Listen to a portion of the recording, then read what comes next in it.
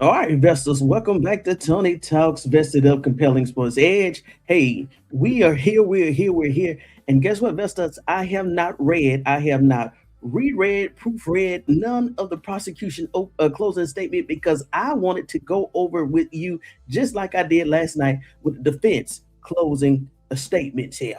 But let me go and do some admin work right here. Karmelo Anthony, this is day 63 since Karmelo Anthony was wrongfully convicted. Hold on, let me go and get these comments strolling. Let me go and get these comments strolling. Uh, so today we're gonna read the prosecution closing statements. And shout out to you, Nikki, for coming in the chat last night and letting us know that these transcripts was out here and we didn't even have to pay $2,500 to even get a copy. Now we only got volumes 4, 5, 6, 7, and 8. They can go ahead and keep 1, 2, and 3, and 9, but we're going to keep moving. What we're going to get, we got about 700 pages. We got 700 pages, and we got time, so we're going to move forward.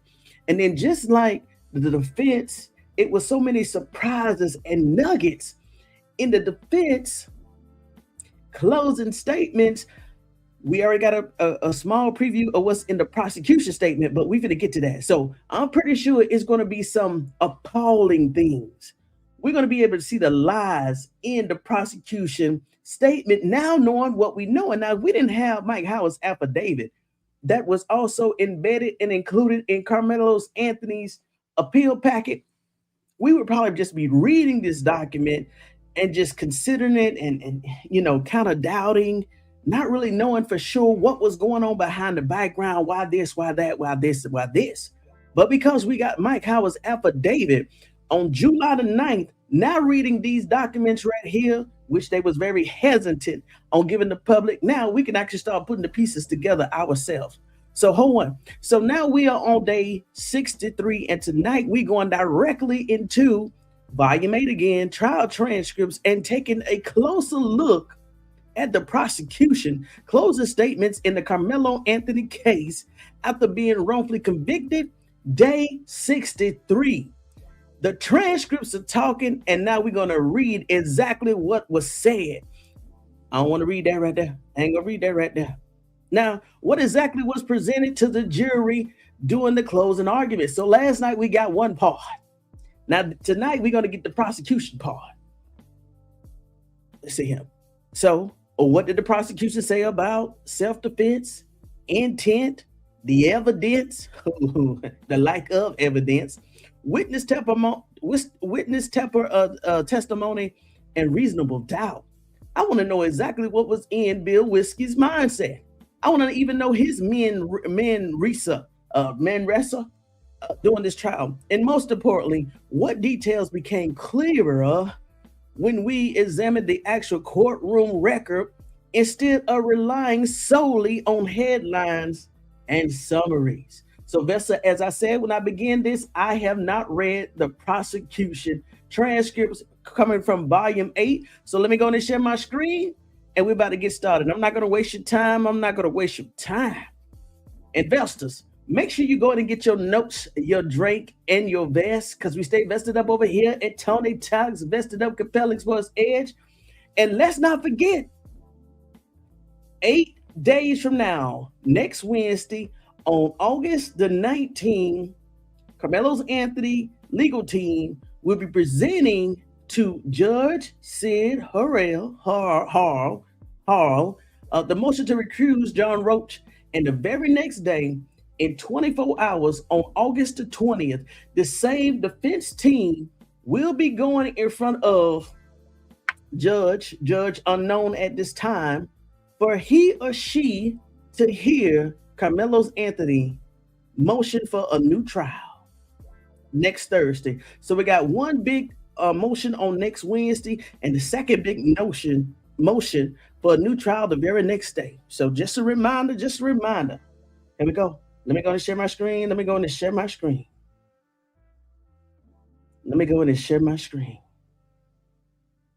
All right, so here's a small recap. Let's not forget about page 31 last night. This is part of the defense closing statements, okay? This is on page 21. this is where Mike Howard was still talking about government witnesses. They were talking about the clouds. Let's not forget that. And then he also, I like page 31. You know, I love page 31. When he said, I want to call your attention to the medical examiner. Mr. Shook asked her about the lateral wound. And I could show you with an actual knife, but I don't want to waste your time putting on gloves, doing all of that. And I am frankly not good with knives. So let me just walk you through this. Now, this is Mike Howard. We already know now that, hey, it was a gentleman's agreement behind the scenes, a very unlawful, unethical agreement behind the scenes, not to even introduce the knife. So it is what it is. But this is what he did say. She said it was a lateral wound, almost perfectly lateral, just a little bit, but tilted up, but definitely not vertical. Not like this.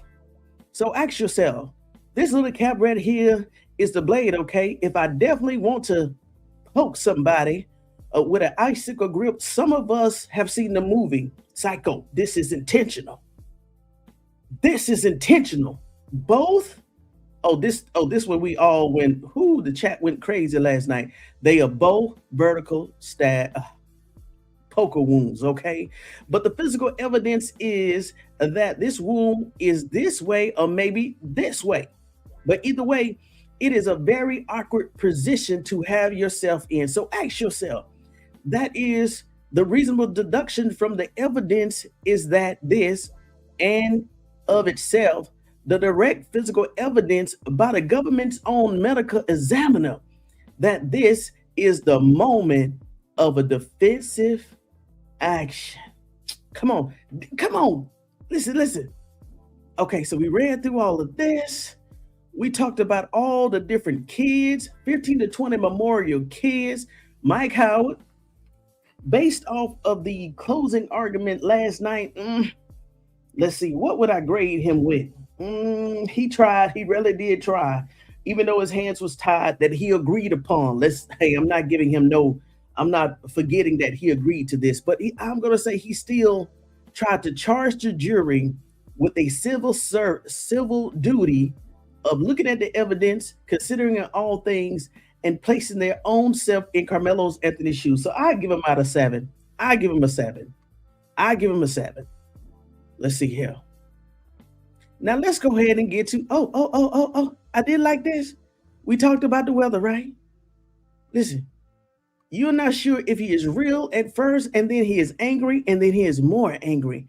And maybe you mouth out, but you're a 17-year-old dumb kid, and that makes him more angry. So they're talking about the banner between Karmelo Anthony and Austin Metcalf. But let's not forget last night that we can infer that Hunter was the first one that went up to Karmelo Anthony in the stands, but it was Austin was the one that got more aggressive with Karmelo Anthony. And of course, Austin was the one that put his hands on Karmelo Anthony, and Karmelo Anthony defended himself, aka self-defense, defended himself against 2 big boys. That's what Mike Howard's closing statements also included. Let's see here. And then for all of the people in the back, why didn't Karmelo Anthony leave? This was Karmelo Anthony's thought. And now he's right in front of you. And if you turn your back, who knows what happened? This was Karmelo Anthony's mindset. I got 15 people on the front, on the side, left and right. Even somebody said they was behind Karmelo Anthony. So it also was inferred that he was surrounded under that tent. So he also painted a picture that Karmelo Anthony was saying, if I did get up and leave from under this tent, would they still jump me? Would they hit me enough, beat me enough to put me under the bleachers? And let's not forget what it was quoted that Austin said. If it's not here, I know exactly what it was. Let's not forget that it was quoted, unquoted, that Austin had said, if you don't move from under this tent, I will beat your ass. If y'all ain't seen part 1 last night, after this live here, go back to part 1 so you can see exactly what it was. Hold on. Matter of fact, let me go in and do a quick search right now. Hold on. Let's see here. Oh, a lot of, okay, hold on. Let's see here.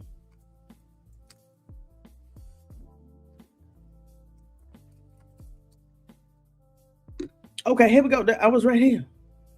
Let's see here. Oh, so we're talking about the SAT student. Y'all know last night, this young man that took the SAT the day of the trial and actually came down to testify. Oh, right here you go. And came down to testify. The state didn't call him. Mike Howard said we did. So now we know that why the prosecution did not call this particular witness. And bless him, he did what is needed to do. He came down here and told the clearest story, the most neutral story and fair story when asked about what he said back then. Yeah, that's what happened. And what did he say? He said, Austin, let me highlight this right here. Austin, as this is triggering and escalating and getting more and more heated, that Austin stands up and said, if you don't move, I'll move you, or if you don't move, I'll beat your ass. Okay. Now that we are warmed up, once again, threatening to beat your ass. Okay. We haven't talked about the officers, the different officers that even talked about a punch could hit the right way, could actually cause death or seriously bodily injury, especially when you're so big and strong and angry. That was Austin and Hunter intimidating over Karmelo Anthony. Hey, I didn't say it. Hey, the defense attorney said this to all other distractors and trolls in the room. Hold on. Now coming up with the knife, as those very same officers, Officer Cortez, Shaz, Officer Riley, all told you, as much as we may or may not like it, the Texas law is very clear. Even a 17-year-old kid can have a 5.5-inch knife or under, a pocket poker, a utility tool, a Leatherman, just like the one he had. Y'all know we got into this last night, which was only 3.5 inches. And let's not forget what the medical examiner said. It only went in 2.5 inches. So if Karmelo Anthony really intended, this is what I didn't understand with the judge. I'm gonna say with the jury and the judge. If he really intended to do damage to Austin, why he didn't plunge the whole entire plunger into Austin's body? Because we know it's 2 wounds. I'm not even gonna say chest anymore. Yes, let's see here. Now let's go ahead. Now let's go ahead.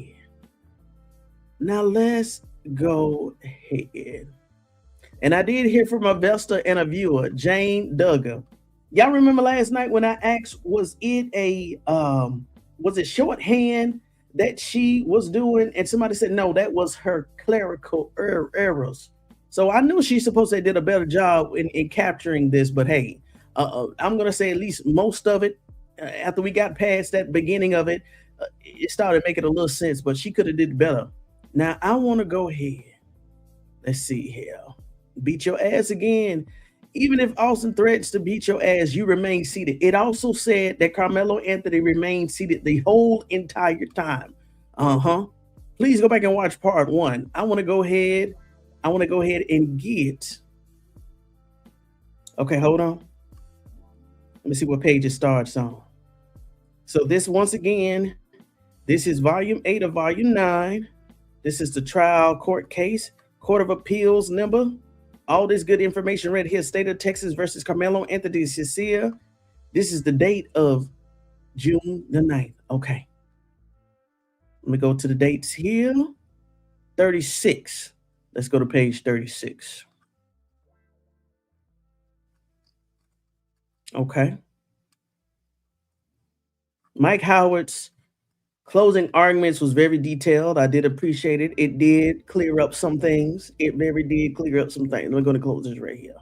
All right, 36, here we go.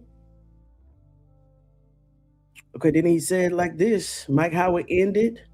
Okay, Mike Howard's last few statements was, and I will end with this. Ladies and gentlemen, I don't think we are ever going to know exactly what happened under the tent. I'm going to say yes, we will, when exactly the crystal clear video, original video, is shared with the public, even in a court of law. Even though you have 15 or so or whatever memorial kids with all of their stories and how all convoluted it is, even though they all agreed that it wasn't self-defense and all agreed it was provocation, right or wrong, they are 17-year-old kids. We don't ask the descendants, friends, who is right or wrong, or make a decision based off of that. This is America. We have a jury system and we respect your job, and I ask you to do it and hold the government to its burden, and ask yourself one question. Have the prosecution, have they ruled out every logical, possible, reasonable doubt, including self-defense? And I submit to you that they haven't, and I really appreciate your service. The court, thank you, Mr. Howard. Mr. Wirskye, Mr. Wiki standing up, he said, thank you. May I please the court counsel. Here we go. All right. Just a few remarks about what you just heard. Now, this is Mr. Wilkie. This is all prosecution. Don't let them turn a threat into a warning. Do not let them turn a taunting, provocation, provoking threat into some type of benign warning. Oh, he's trying to set the tone real quick. Like I said, I haven't read this. I wanted to read this with you, so forgive me and my emotions and my facial expressions, okay? You heard testimony. You know it was a threat. It wasn't a warning, it was a threat. Oh, he's trying to set the stage. Okay. They said the nearest help is 30 to 40 yards away. Redacted. Folks, the nearest help is 20 feet away or one yell. That's Coach Redmann. Remember his testimony. If you were scared, just yell, Coach. Do you have any doubt Redmann could have taken care of things out there if you were really scared? And then they tried to turn. You heard my question and answer with Dr. Ventura, this reenactment. So they did. So it seemed like the prosecution did do some type of reenactment. I'm just taking his words. I really don't know. Then they tried to make an orientation of the poker wound evidence that it is self-defense and not the M word. That's ludicrous. Okay, ludicrous. This is not TV. Although I have no doubt there is some people in the courtroom today that wish it was TV. I don't want to talk about no motives. Prosecution, you're supposed to talk about motives. Let me stay focused. But you're supposed to talk about the motives, prosecutions, especially if you want to say he premeditated this, right? Because you found him and you charged him with first-degree M word. I told you from day one when I was up there, for reasons unknown, that's not important. What's not important is motive. Hold on. No. Hold on. What you say? I don't want to talk about motives.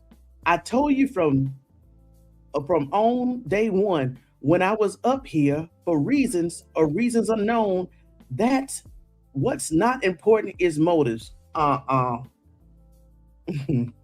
So how can you prove premeditated M word? This is common sense 101. You got the prosecution saying that what's not important is motives. Now listen, now if I'm reading, if it's a lie, I want you to blame Jane Duggar, who was the court transcriber, okay? But she got on this partial transcript that Mr. Wilkie said, what's not important is motives. Oh, the devil is a lie. Hold on. What should be important to you is mindset, okay? Mindset. He took up a poker to attract me. He had a secret. He kept it hidden until he used it. No, he felt empowered that he was going to come out on top of any hostile encounter, because there is no weapon policy, and he had a secret. He had it hidden. He was the only one with a knife what now? Because how did he get the 2 wounds, prosecutor? How did he get the 2 wounds, prosecutor? Oh man, this is gonna be good. This is gonna be, hold on. Let's see here. He was always going to come out on top. Listen.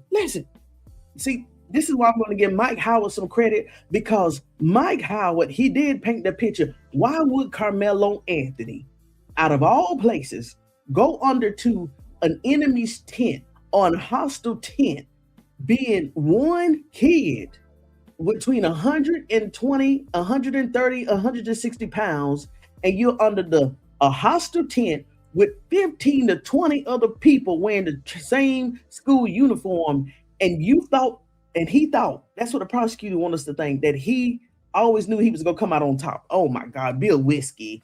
Oh, Bill Wirskye. Bill Wirskye. That's mindset, and that's what you need to consider when you listen to what you just heard. Now, let me tell you this.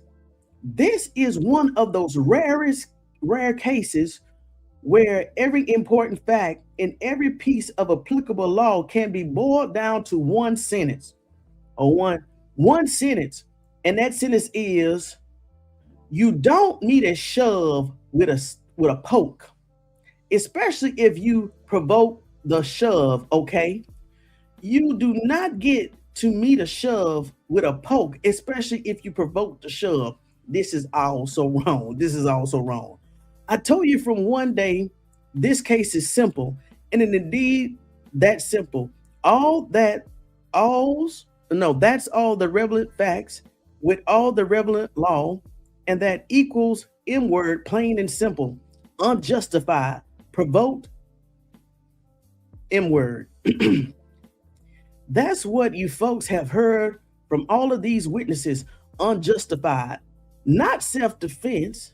Once again, 17 years old and 16-year-olds defining self-defense in a court of law. No, that's when the expert's supposed to come in, but they didn't want no experts on either side, remember? Provoked. You can't provoke your way into using D-force. And we are going to talk about that here in a few minutes, okay? One sentence. I know it is not easy. You are on an M jury, but I'm telling you, it is clear. It is crystal clear.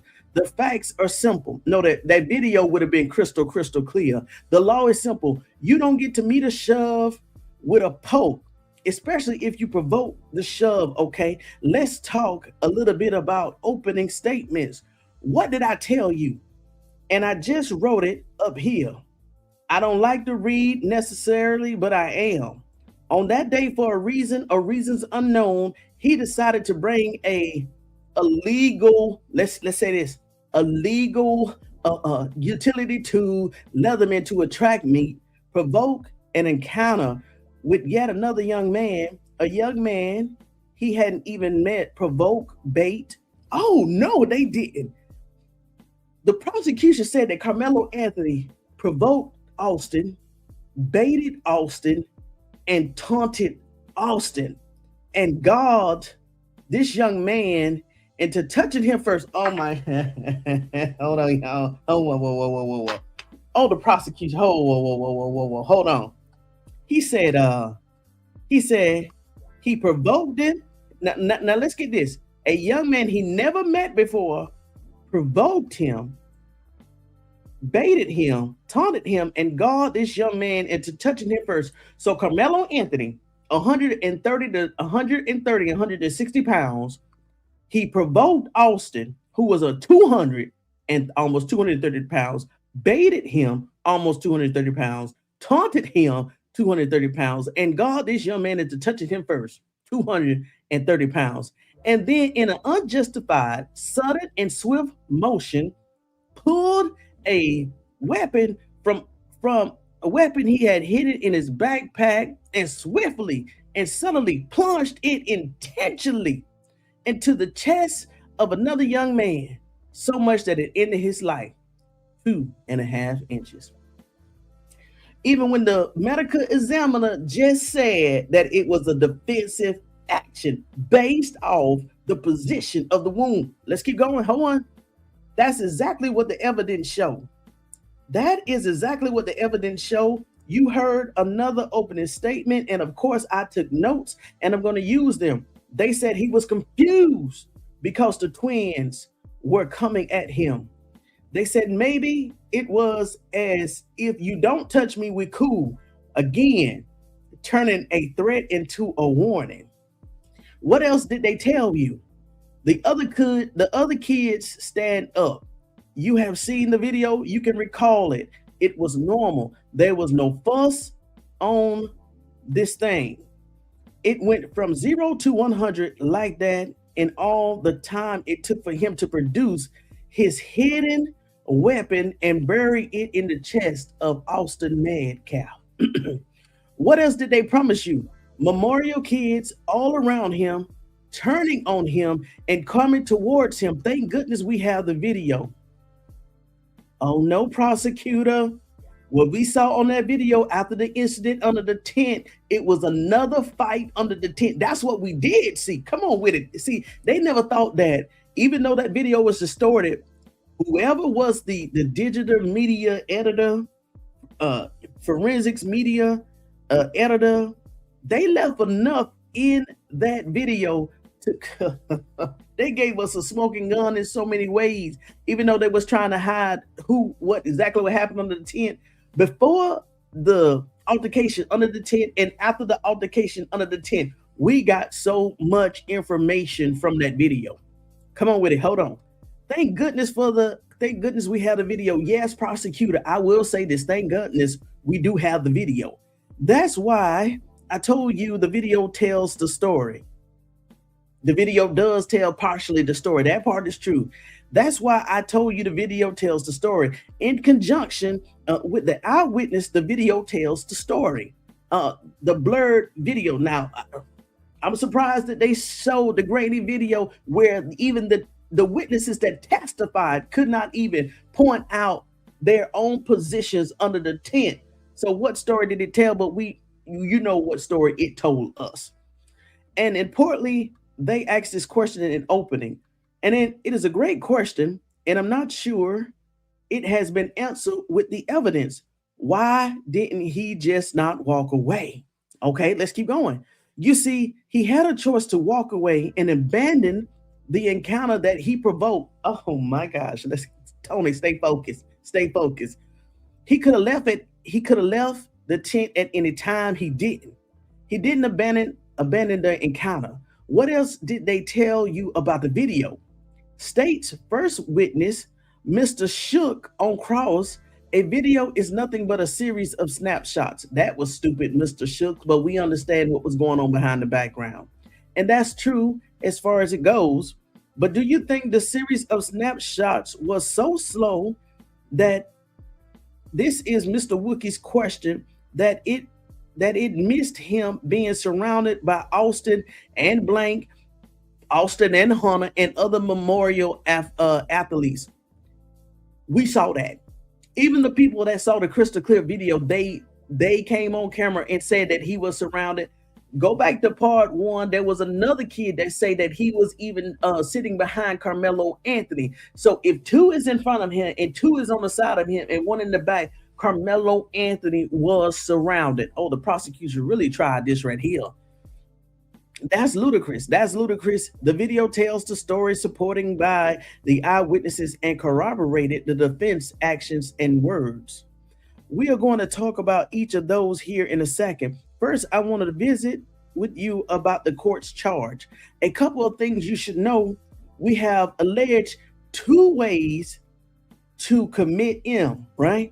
What we call intentional M word, intentionally taking a human's life.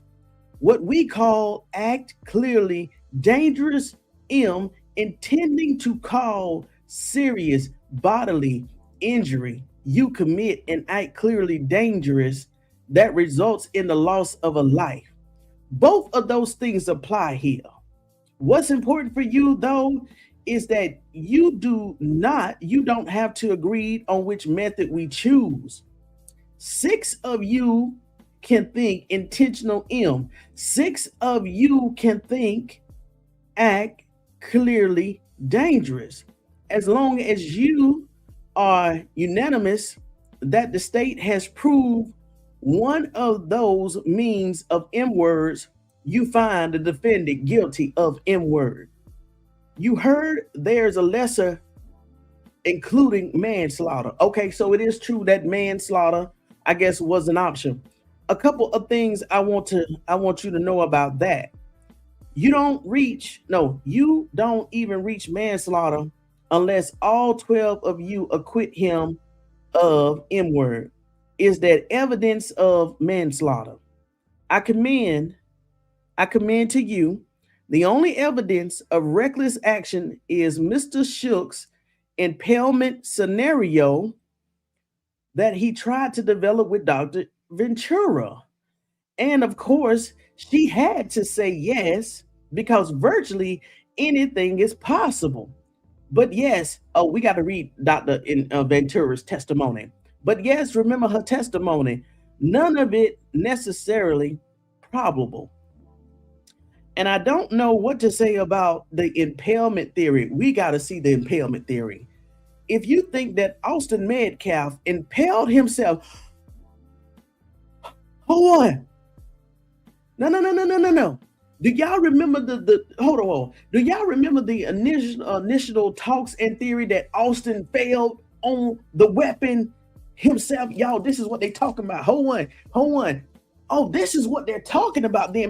So you mean to tell me that the medical examiner even put reasonable doubt out there without putting reasonable doubt out there that Austin failed on the weapon himself? The impalement theory. Hold on, y'all. Hold on.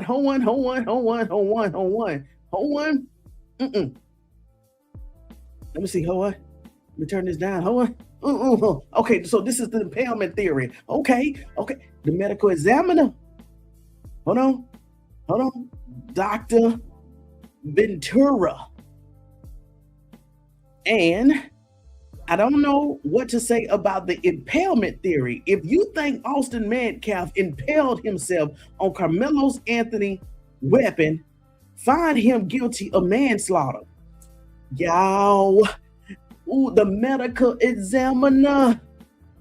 Yo, the theories that we was hearing in the beginning that Austin failed on somebody's weapon is true. They did talk about the impalement theory. Hold on. I don't know what else to tell you. It is a simple case and the evidence has been crystal clear, okay?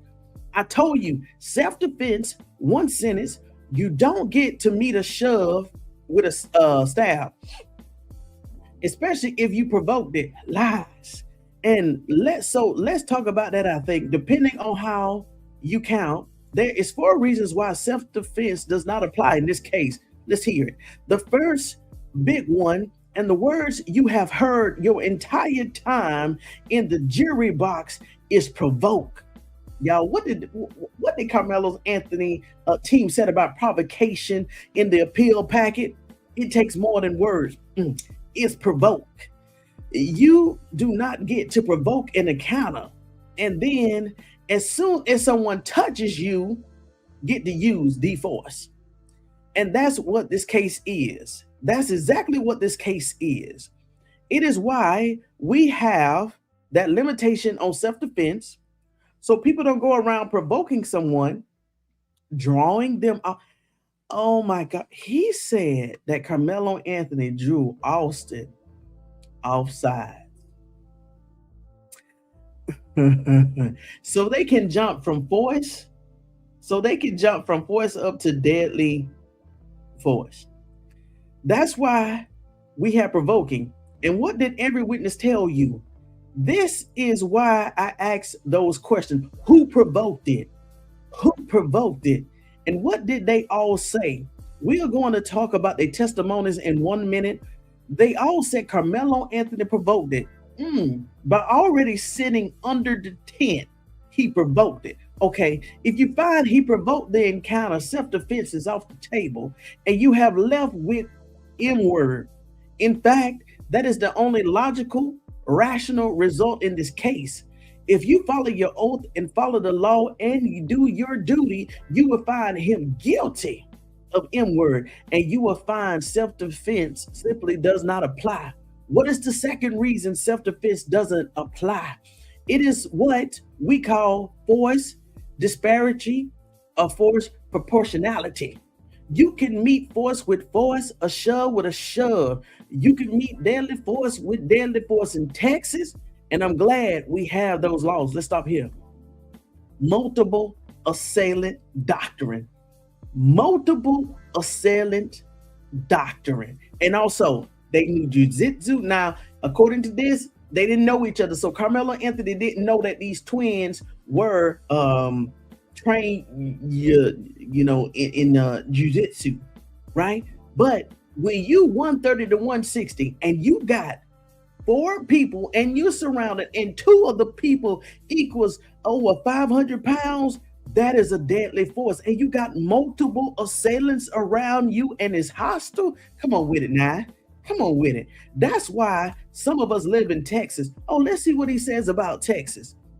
But you can't do, and what happened here is you can't meet force with a shove, a deadly shove of force, and a stat. Now, let's not forget, that night last week when I randomly played Karmelo Anthony parents' interview on the Breakfast Club, they said that the video showed Austin push Kamelo so hard that Eddie Parra went swinging to the left. They want us to make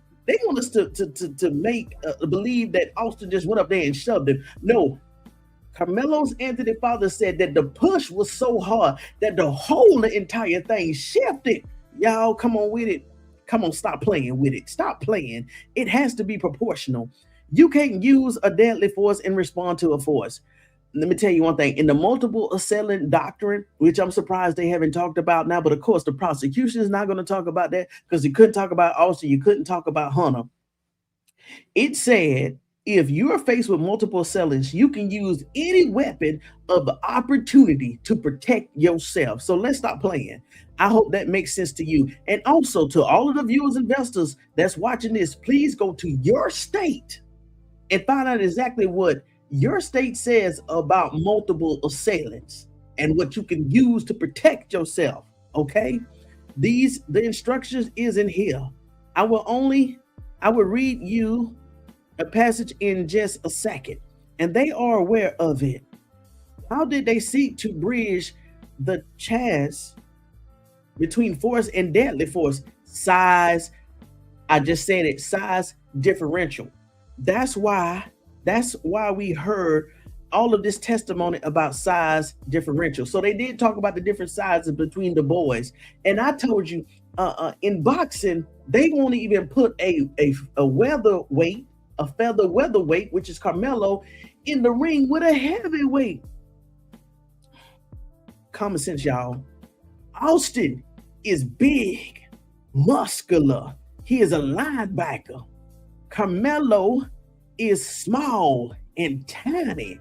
And Hunter, this is what they redacted is, Hunter is about the same size. And then you doubt it. Then you double it. That's the size differential. It doesn't work in this case. Whoa. Bill Wirskye, you just laid out the differences between the body types. Now you said in this case it doesn't work. Hold on, let me read this again. Okay, size differential. That's why we heard all of this testimony about size differential. Austin is big, muscular. He is a linebacker. Kamelo is small and tiny. And Hunter is about the same size. Now listen. The prosecution didn't even know that he just put both of them together in front of Kamelo. Multiple assailants. The prosecution didn't even know that he just painted the picture that both of the boys confronted Kamelo. Listen. And then you double it. The size differential. It doesn't work. And then he said it doesn't work in this case. You don't get to hurt somebody or blank somebody because they are bigger than you. And for one, I'm glad we have that law, but that's the law. Okay, folks, that's the law. I told you all of them pictures that Collins County and that Dallas, and all of these mainstream medias, all them pictures they were cycling were old pictures of Austin Metcalf. That's either probably when he was in junior high or freshman or sophomore.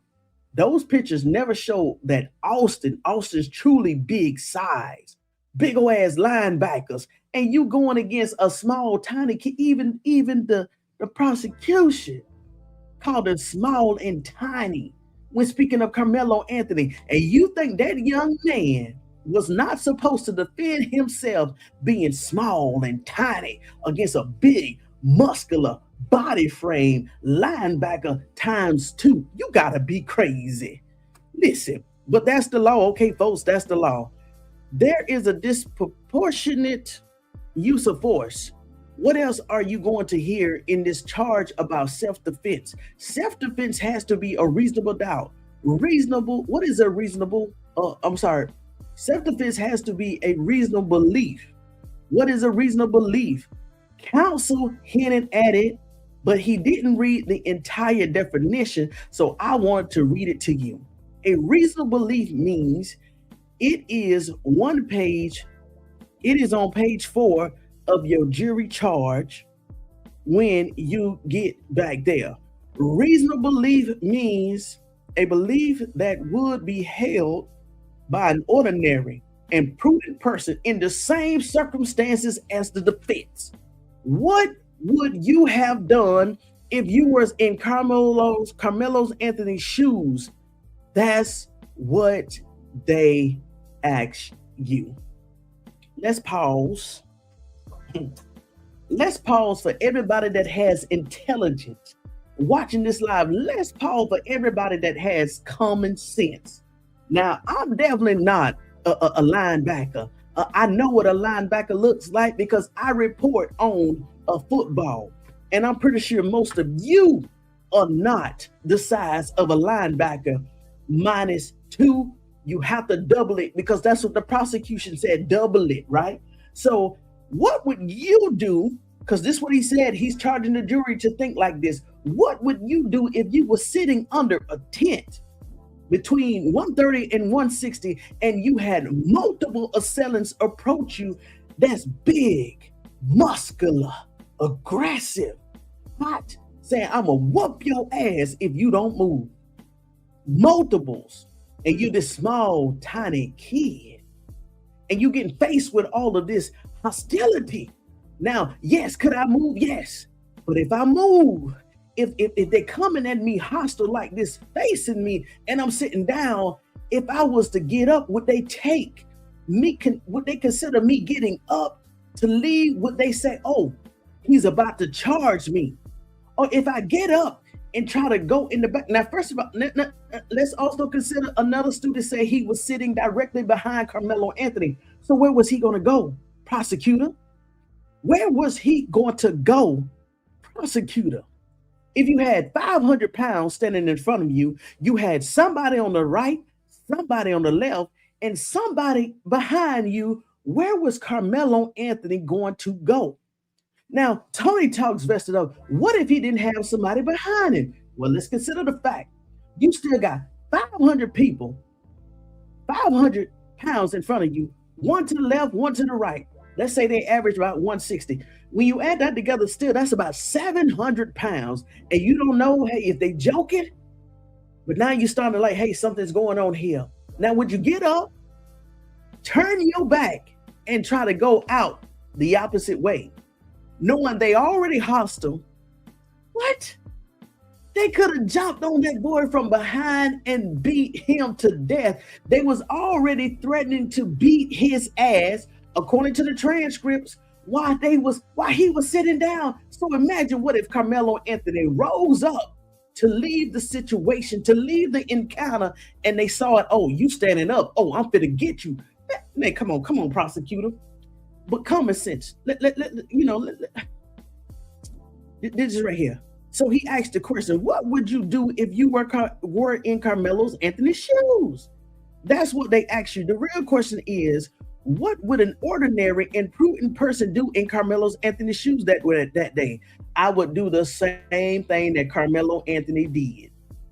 I, Tony Talks, vested up, would do the same thing that Karmelo Anthony did. So you mean to tell me everybody in that jury box, all 12 and plus the extra 6 that was extra juries, right, that was on standby, all of them would have sat there and let Austin and Hunter threaten them, get aggressive with them, and beat them up.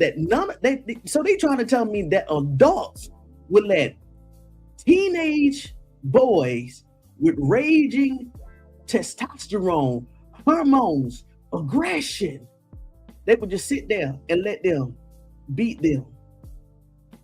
Oh, okay. And I submit to you, any ordinary, prudent, reasonable person would not have plunged a knife in the chest. Oh yes, I would have if I had it. Oh yes, I'm coming out of there. Oh yes, I would have. Oh yes. Oh, and let me tell you one thing. Oh, I would have made sure it got deep in there, and I would have tried to hit everybody with it. Everybody. I'm telling you what, everybody. I would have tried to hit everybody I could. I would have been slicing and swinging and slicing. Yes, I would. Yes. You know it. Now I'm telling you, I'm a ordinary, I'm a prudent, and I'm a reasonable person. Who I would have came out there swinging and slicing multiple people. Oh yes, easy. You know it. You have seen it. I told you this case was senseless. Perfect after describing the two boys' size and Karmelo Anthony's size. Okay. I told you this case was senseless. Perfect example of what is senseless. A shove met with a stab. No. Defending yourself after somebody assaulted you. Listen, in Texas, you got the prosecutor stating that a shove was not an assault. Listen. How many times have he used the word that Austin assaulted Karmelo? I'll wait. How many times is he downplaying exactly what happened under that tent? He's calling a shove. This is an assault, but he's saying it was a shove, which is an assault. An assault. One of the other reasons it is not self-defense, and you can see it in the charge, that has to be immediate necessary. The use of D-force in response to D-force, you will see it in charge. You will see it in the charge, not force. Deadly force to deadly force has to be immediate necessary. Where was the immediate necessity for him to plunge a weapon into the chest of another, an unarmed young man? No. We're not going to do this, prosecutor. That young man, you say he was unarmed? No. That young man had 80 pounds plus on Karmelo Anthony. That is a way. Even the officers testify a punch, especially when you're bigger and stronger, a punch could kill somebody Karmelo Anthony size. Let's stop playing. They wanted to make it seem like Austin was just as small as Karmelo, and this was just an average little push and shove fight. No. There is no immediate necessary to do that. Again, he has a secret. What secret? He has a knife hidden. He's going to come out on top. He could provoke away all day with a poker. He was going to come out on top. This is not self-defense, folks. It was him, plain and simple. I mentioned the 3 types of evidence. Okay, hey, here we go. I mentioned 3 types of evidence. We have the video. We have got all of the eyewitnesses. And then we have the defendant's actions and words. I want to talk about them a little bit in terms. So hold on, let's pause. Now, we already went over the CSI portion of any crime scene. Now, he tried to be smart, and these juries didn't have no common sense. He only talked about 3, right? But where was the blood analysis? Where was the fingerprint analysis? Where was the scene reenactment? What are the other ones? The footage. So we don't have no footage really. That videotape, distorted videotape, that's not really good evidence. We went through all of the different categories. Let's not forget about that. The clothing. We looked at the clothing. There was no blood on the clothing. Fingerprints, they didn't bring the weapon, so you don't have that. DNA, they never brought that up. The autopsy report, it was never admitted. The toxicology report, it was never admitted. So what evidence? A grainy video. We got the video, grainy video. Even the witnesses could not point out themselves. We got the eyewitnesses. Oh, the lying eyewitnesses. Okay. And we do know that it was at least one that said he took the SAT test that day. The clearest story ever. But he didn't consider that one. And then we had the defendant's actions and words of self-defense. I told him not to put his hands on me. He put his hands on me. I told him not to put his hands on me. He put his hands on me. We all remember Karmelo Anthony cries and his words. I told him not to put his hands on me. Okay. What does the video show you? Okay, here we go. Because the video didn't show us nothing. Probably most important, you see the just normalcy under the tent. What is this? What is this? You see the blank, the just normalcy under the tent, how normal it was. I need to know what that word was. Until you see that shove met with a poker, that bit of movement from the left to the right, right to the left is the normal day under that tent. No one is standing. No one is surrounding Karmelo. No one ever thinks a fight is going to break out. That is a lie. Mike Howard's affidavit had testimony in there from other witnesses under the tent that said that Austin was the aggressor. Even in here, it says that Austin was the aggressor. Oh, you tried to do it, Bill Wirskye. No one ever think a fight is going to break out. If they had, they would have stood up and they would have gathered around. They did gather around under that tent, Bill Wirskye. That's why they surrounded Karmelo Anthony. Okay, and Coach Redmann would have heard that. Coach Redmann is corroborated by the video, and vice versa. He wasn't surrounded by anyone. Not everyone was on their feet. The memorial kids hadn't turned on him. The video is so important to corroborate the testimony you heard from the eyewitnesses, and so you can see with your own eyes how normal that day was. How normal that critical few minutes were until he made a split-second decision to produce his hidden secret Leatherman and use it. He didn't just pull it out and show it like a scared person would. Hey, back off. It was ready to go. You seen it. It's a folding knife, right? He had to, in his bag. I submit to you, no one would carry an open folding knife in a bag. Now listen, y'all, let's pause. If you have not seen part 1, and let's say this is true. All of the officers said whatever Karmelo Anthony had was legal, and it was only 3.5 inches long. And it's legal in Texas. So you could reach in and grab and cut yourself. And let's also remember that Hunter said we grabbed his bag.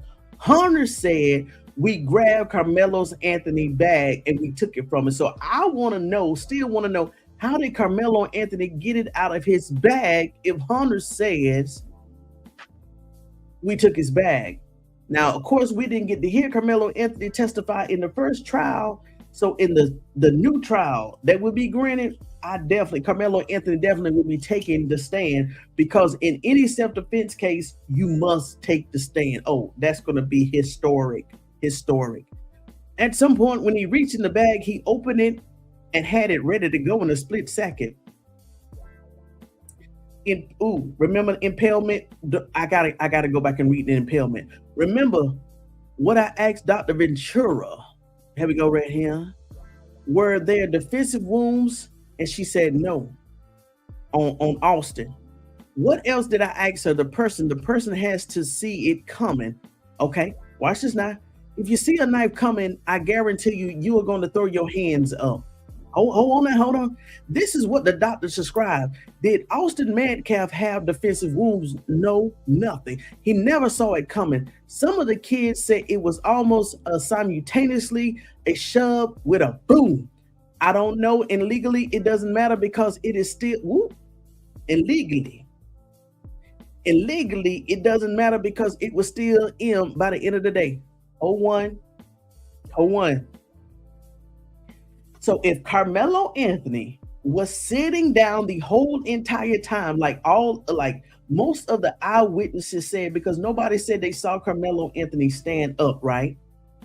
If Karmelo Anthony is sitting down 130 to 160 pounds, and you got Austin right here, Hunter right here, and he's facing you, you mean to tell me if I'm Hunter and Austin looking down because Karmelo Anthony is looking down, I'm not going to see a weapon coming towards me?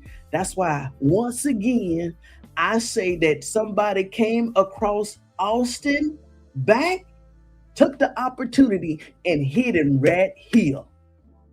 You mean to tell me Hunter is that big, or his stomach was that big that he didn't see Kamelo pull nothing with no defensive wounds?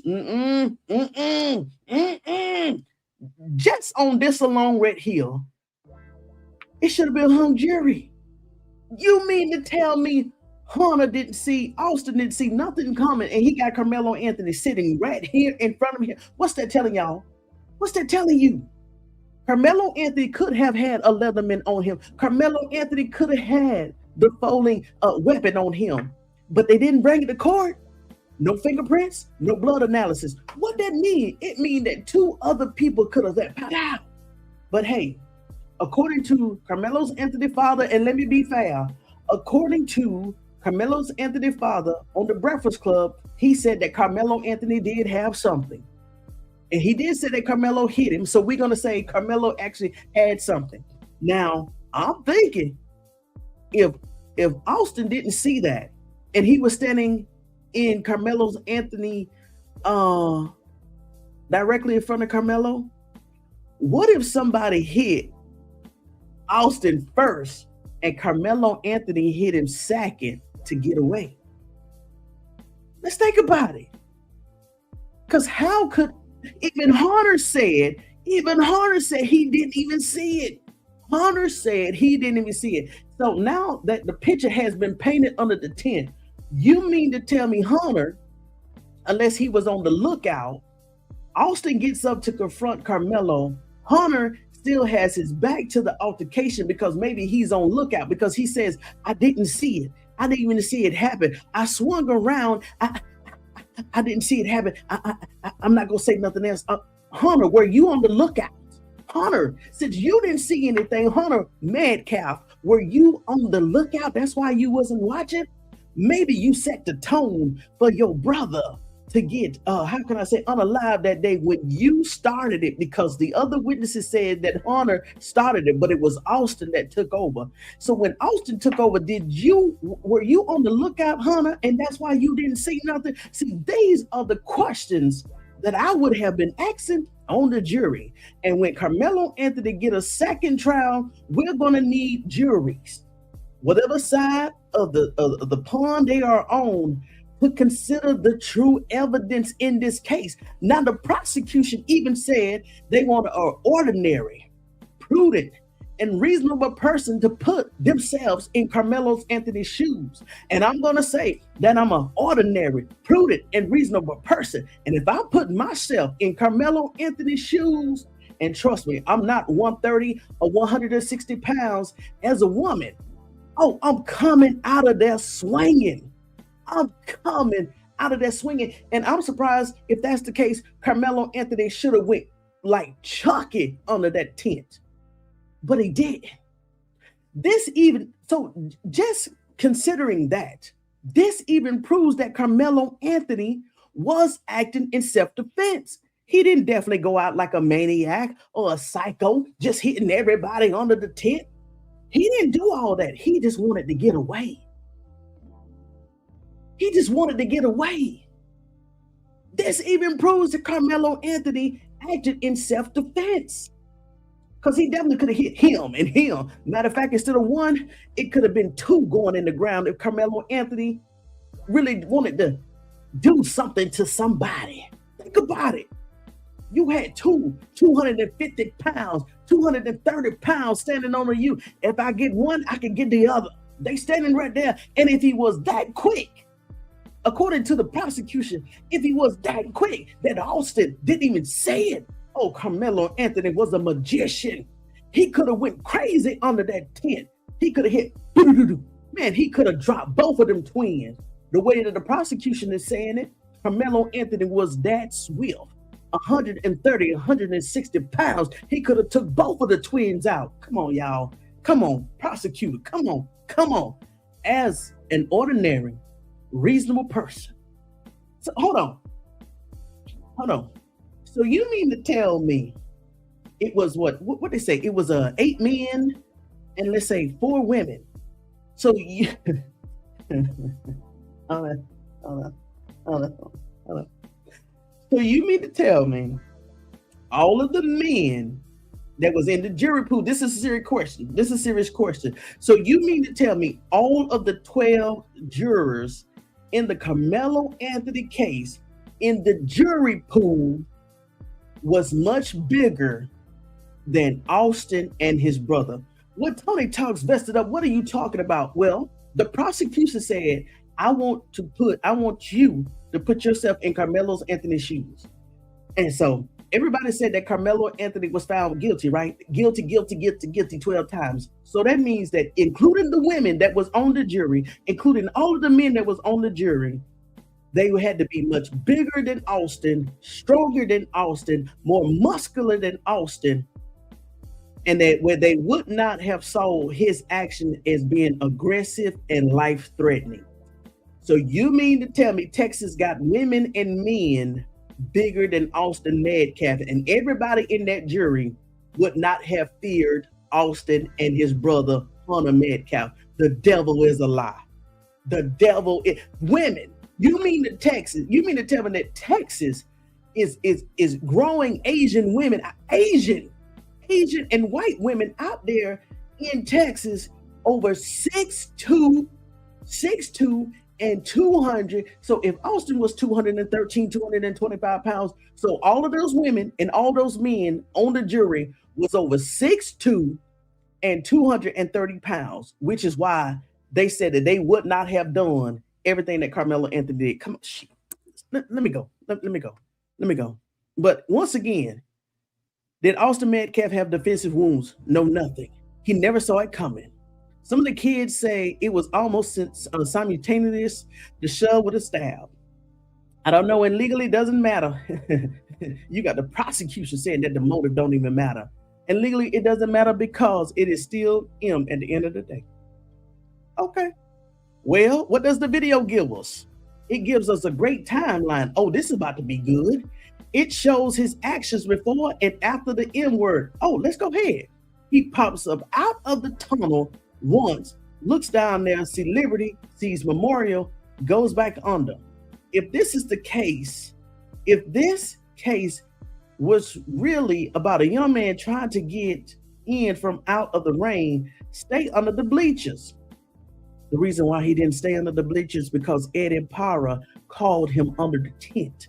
If you were really just looking for a tent, go to Liberty. But his friend Eddie wasn't under Liberty. If we have heard it was overflowing with people, maybe not. Maybe he went to Memorial Tent. Oh, this is about to be good to see. Oh, he got his name redacted. Eddie Parra. Maybe he went to the Memorial Tent because there was no coach at Memorial Tent. But the video, look, first of all, I'm for real. If this was premeditated, the prosecution supposed to had show where Karmelo Anthony, no matter if it was 1,000 tenths under there, without a shadow of a doubt, he was going to memorial. That's what it means to prove premeditated M-word. So what we doing? But the video does show us he walked right past Coach Redmann. Oh, this is good. Who is talking to at least two other coaches 20 feet away. So I beg the question, since the prosecution just said Karmelo Anthony walked past a Coach Redmann. So if Karmelo Anthony wanted to commit premeditated M-word, why would he do it in the vicinity of a coach that was 20 feet away? You see what I'm saying? You see how this doesn't make sense? This actually proves Karmelo Anthony's self-defense claim, if you actually look at it. Because why would he, if he didn't know him, right? Okay, first of all, he don't know him, so premeditation goes out of the window, right? But they want us to believe, Nancy Grace and her people want us to believe that premeditated murder could happen within minutes. Okay. So Karmelo Anthony, under a tent full of memorial students, no matter what, it's going to come out on top. And he's going to do that to a boy that he don't know nothing about, with a coach in the vicinity.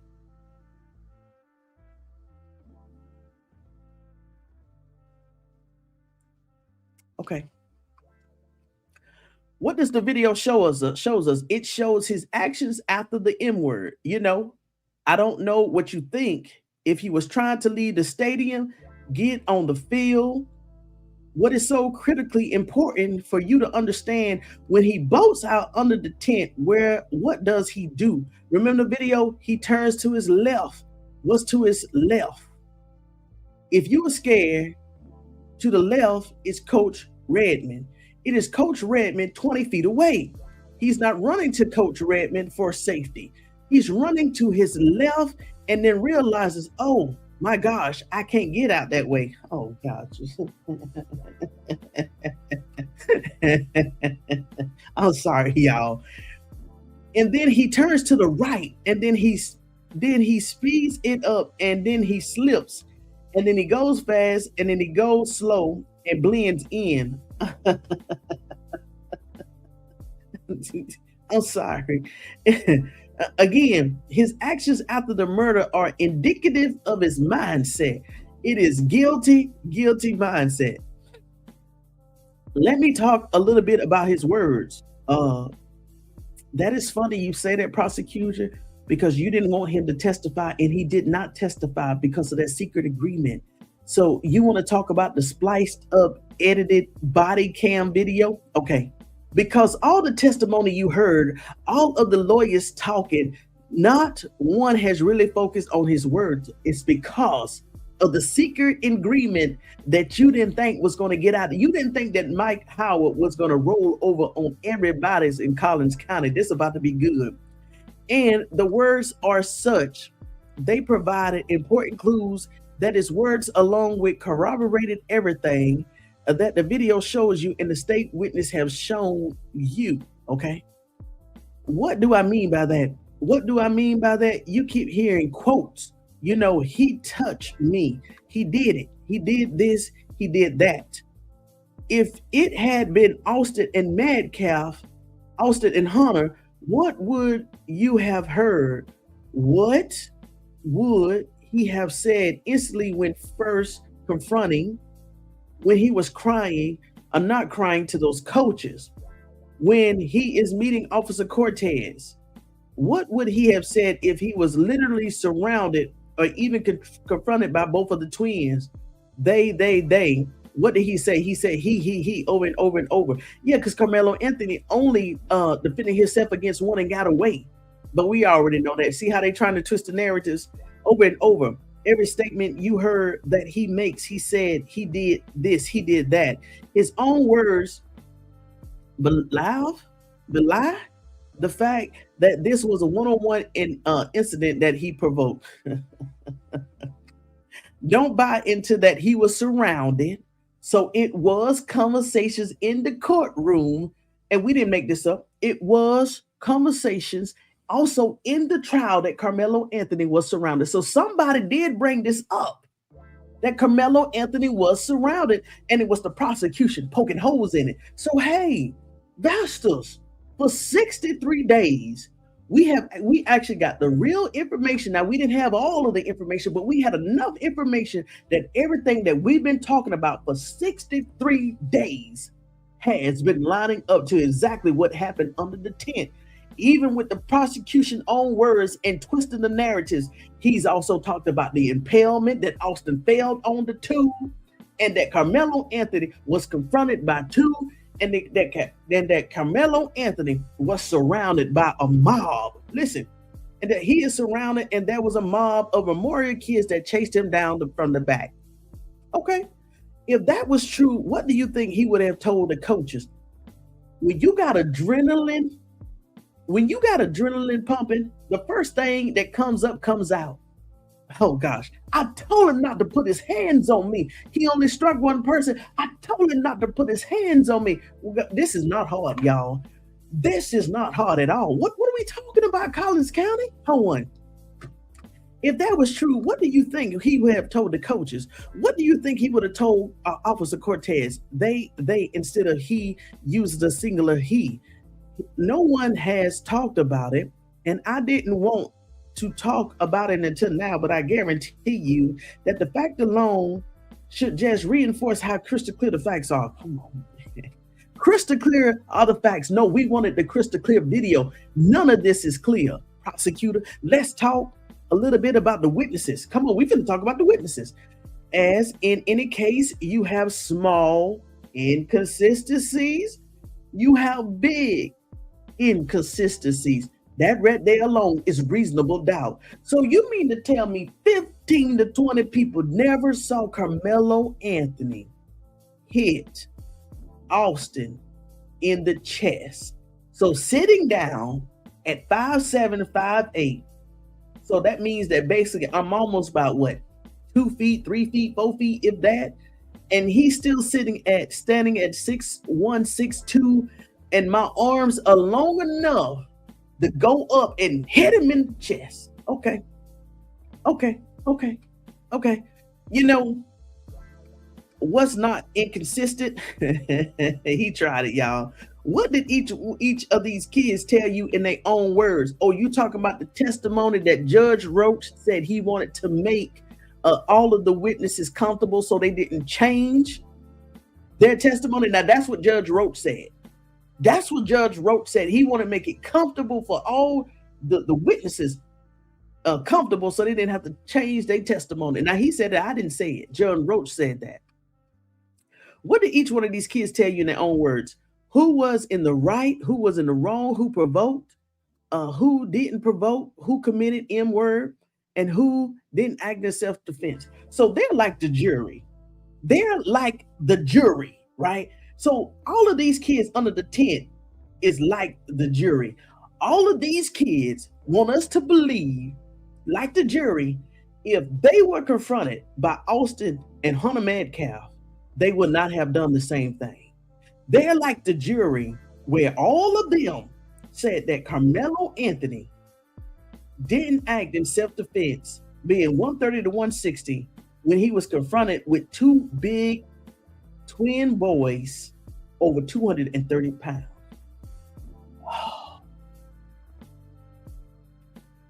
Eyewitness came in and told you that. They said we only call memorial kids. Did they forget about blank, blank, blank? Okay, hold on. That poor young lady in the Liberty tent that didn't talk to the police that day, but she saw the unfair coverage hours after the N-word, picked up the phone and decided to do the right thing. She told you what she saw, and she came in here. Do you remember her testimony? How hard it was for her to sit on the witness stand with him in the courtroom. All of those people, and related to what she saw, who was in the right, who was in the wrong, who provoked. Let me tell you one thing. There is something psychological in some people, because this is true. It's called the hero syndrome. Now, I don't know who this lady is. I don't know who this lady is. But maybe she wanted to seem like she was important, or she had the right. At that moment, she wanted to feel like she was somebody in a very important case. Now, I'm gonna leave it alone. I'm gonna leave it alone. I want to hear her testimony. I want to hear her account of the testimony. So I'm gonna leave it alone. I'm gonna leave it alone. But there is something called I'm gonna leave it alone. I'm gonna leave it alone. Who was in the right? Who was in the wrong? Who provoked? Redacted. Just like every other witness you heard from was in agreement that this was M-word. Wow. Wow. Ah. Wow. Okay. Quickly redacted. Touch me and find out. Make me move. Why did they redact this here? Quickly touch me and find out, make me move. Redacted is critically important. He was our second witness. He said Karmelo looked suspicious. Oh my God. And he was serious about moving. And what did he tell you with respect to the secret? Oh my God. The secret weapon. And what did he tell you about the young man mindset that day? Oh, this is about to get good. I hope y'all picked it up. He had it in his mind that he was going to do. Oh, in his mind, what he was going to do. He had it in his mind what he was going to do. Y'all remember Blank had a deep voice, very chilling personality. One of those karma witnesses out there that day, he had it in his mind what he was going to do. He went on to say Austin push wasn't that hard. Blank didn't get involved. Blank was seated through all of this. There was no threatening talk from Hunter or Austin. This is Hunter here. Karmelo Anthony was asked to leave 10 to 15 times. Blank was mostly ignoring and completely disengaged. Blank words, not mine. And he also told you that Karmelo stood up simultaneously as Austin. Y'all. Again, it doesn't matter. Prosecutor, yes, it does matter. Yes, it does matter. You convicted this young man, and this is the second time you saying that motive doesn't matter. So, y'all, this is the second time that the prosecution is trying to tell us the reason why Karmelo Anthony did what he did on April the 2nd of 2025. It doesn't matter. Yes, it does matter. It's called cause and effect. Yes, it does matter. Oh my! And not one time did the prosecution say that Austin assaulted Karmelo. He used the word shove. No, it was an assault. It was an unwanted physical touch. Is assault. Oh, prosecutor, come on, you could have did better than this. Yes, it doesn't matter legally, but that's what Blank saw. That's what Blank heard. Blank Austin was not angry. He was frustrated because Karmelo Anthony was under the tent. Okay. And Karmelo Anthony didn't do nothing to nobody. He didn't say nothing to nobody. He was talking to his friend, and Austin just this alone was frustrated over what? What was Austin frustrated over? Because Karmelo Anthony, a black boy, didn't follow his words, a white boy? What are we talking about? He was frustrated over what? Because Karmelo Anthony defied him, being 130 and 160 pounds, didn't get scared, and ooh, the boogeyman. Is that why he was frustrated with Karmelo? Kamelo was frustrated and he escalated. Oh Lord, they don't flip it on Karmelo. They don't flip it on Karmelo being frustrated and escalated. Austin didn't want to fight. That's what they said. What did he say about his actions afterwards? He was trying to get away from someone that saw him do it. Austin likely pushed his shoulder. Y'all, this is good. Blank remember the poor young man that lost his father in a M-word in California. That witness. I'm not going to fight you, bro. Touch me and see what happened. This don't even sound right. He was trying to blend in with the crowd after the M-word. How? He didn't sense there was going to be a fight because Austin didn't want to fight. Blank was not involved. He was watching. Not self-defense. Who provoked it? Karmelo Anthony. Austin did not get a chance to grab him. He got boom first, but he touched him.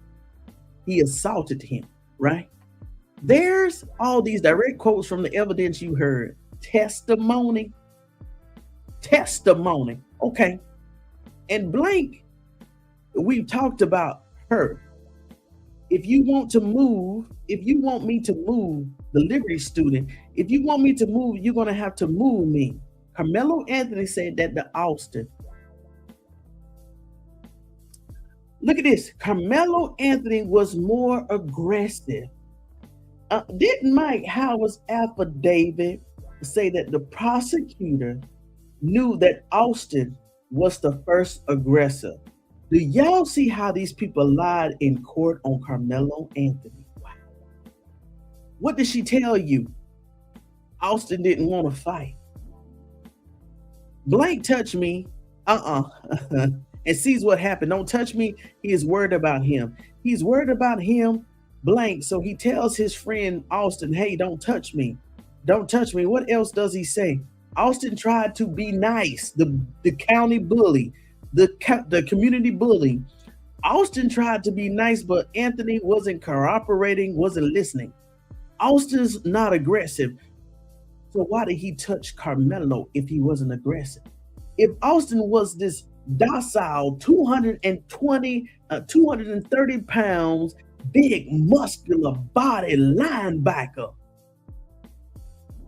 why did he push Karmelo? Isn't that an act of aggression?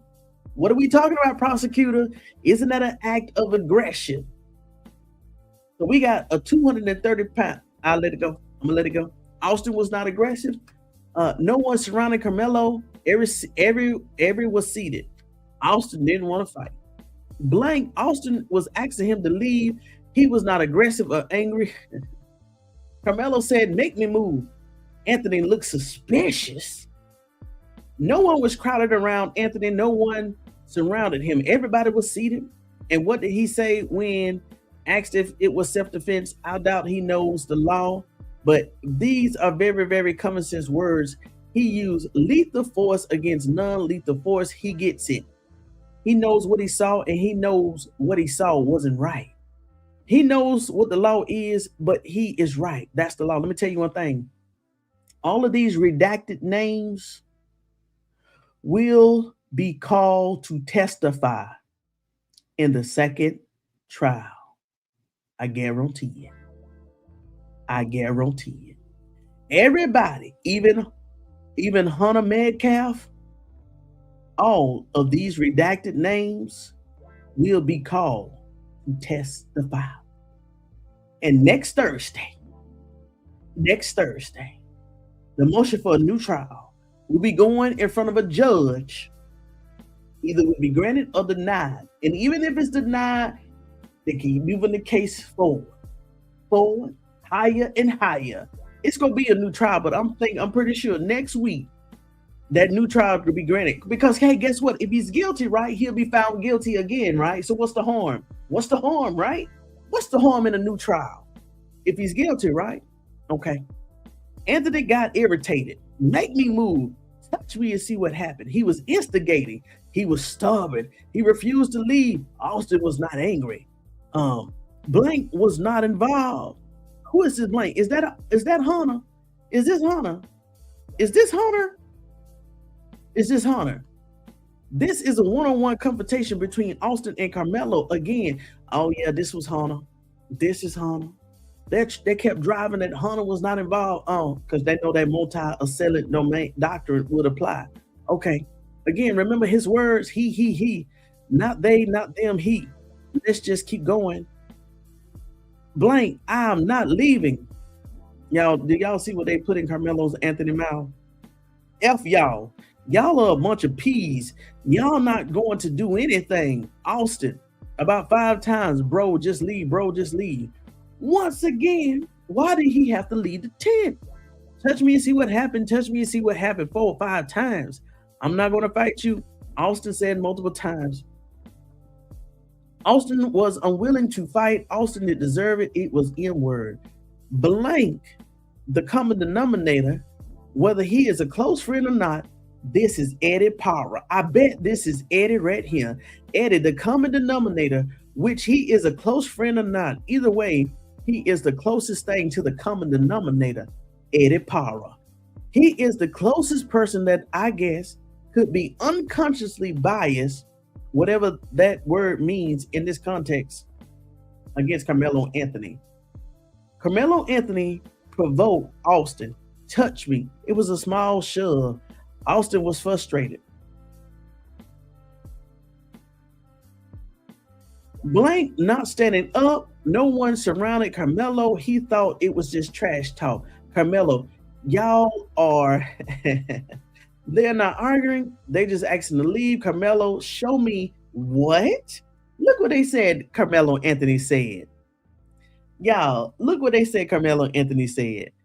It was a hard push. It wasn't a hard push. It was a small shove, assault, either which way. Anthony, stubborn, wouldn't leave, touched me and see what happened, directed solely towards Austin. Karmelo Anthony trying to be a tough guy.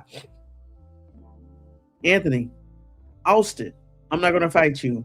And you know, they mentioned the young, oh, this is my favorite witness. You know, they mentioned blank, the young SAT man that they called, SAT guy. I called him SAT witness. He is really a state's witness. So why you didn't call him?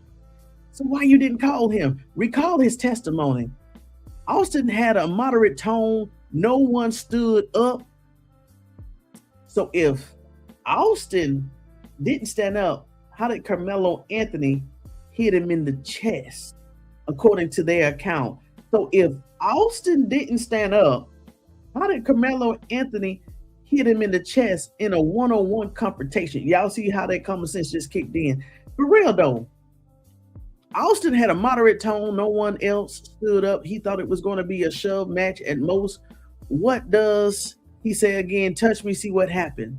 Significantly, the man who knew Karmelo Anthony under the tent that day, what does he tell you about Karmelo Anthony? This is Eddie. Oh, Eddie. Eddie said, hold on. Significantly, the man who knew Karmelo Anthony under the tent that day, what does he tell you about Karmelo? Karmelo Anthony was trying to prove he could do a violent act. Eddie, you're going to burn in hell, sir. You're going to burn in hell. Well, he sure did, folks. He sure did. The other two witnesses we saw, and blank, I'm sorry, I get those names confused. The first young man was wrong. Okay, let's see here. The first young man was wrong. So the prosecution is saying that one of the first witnesses was wrong. When I first met with him and showed him the video, he realized that he missed the stabbing and that he thought was preceding the stabbing was actually after the stabbing. And that's why Karmelo Anthony, he thought was surrounded because people had already stood up. Y'all, this is the witness that changed their testimony about Karmelo Anthony being surrounded. Y'all, listen to this now. Look. This is what the prosecution is saying. The other two witnesses we saw, blank and blank, I'm sorry, I get the names confused. The first young man was wrong. When I first met with him and showed him the video, y'all, they changed, the witnesses changed their testimony. He realized that he missed the S word and that he thought, and what he thought was preceding the S word was actually after the S word. And that's why Karmelo Anthony, he thought, was surrounded because people had already stood up. I didn't show him the other part of the video. Well, why you didn't show the witness the other part of the video? I didn't show him the other part of the video, which you saw, that shows he wasn't even looking in the direction of the memorial tent at the time of the S word. So once again, nobody saw the S word. Nobody saw the poking. Listen, Karmelo Anthony must have the gift of lightning in his body to move this quick that nobody saw Karmelo Anthony do nothing under the tent. nothing. But they know he did it. They know he provoked Austin to jump on him just so he could do what he did, and nobody saw it. Do y'all see how crazy this was? Nobody saw it, but everybody know that Karmelo Anthony did it. They know he provoked Austin, 220 pounds, a kid that he don't know, to jump on him so he can prove that he can do a violent act. Now, this is what the prosecution saying. Lord have mercy. Do I think these people lying? No. I think they are nice and from good families. They are just mistaken. Whoa. What? The prosecution said, do I think these people are lying? No. I think they are good. I think they're nice and from good families. They are just mistaken. They saw what they saw. Their attention was where it was, and they pieced together. There you go right here, y'all. There you go right there, y'all. There you go right here, y'all. Y'all, there you go right there. There you go. The prosecution just said they pieced together a story. Y'all, there you go. Do I need to read some more? Hold on, y'all. The prosecution just said, do I think these people are lying? No. I think they are good and nice from good families. They are just mistaken.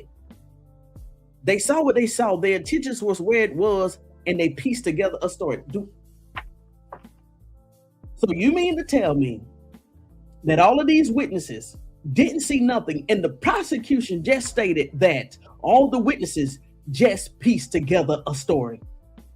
Y'all see what listen, if it's a lie, here's her name, Jane Duggar. The court, I'm saying maybe that's the court, a secure, I don't know what the CSR, but she's the one that actually did the court transcript reporter. I'm gonna say that. If it's a lie, she typed it up and they pieced the story together.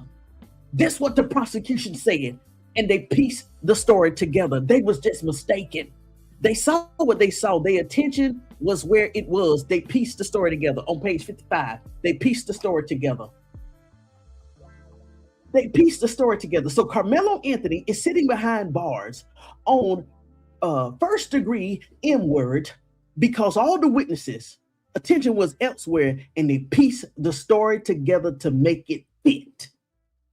The prosecution just said that.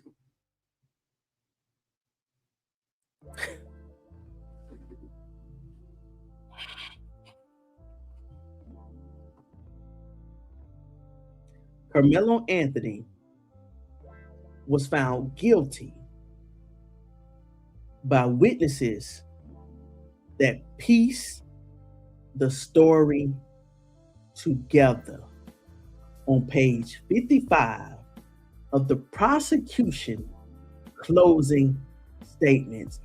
I cannot believe that Bill Wirskye, first of all, gave this closing statement just like Mike Howard gave these closing statements, knowing that it was a secret, unethical, unlawful agreement behind the scenes, and that they twisted up the minds of Karmelo Anthony, who Mike Howard said was 99% was going to testify, but they messed with his mind so bad and put him under the pressure.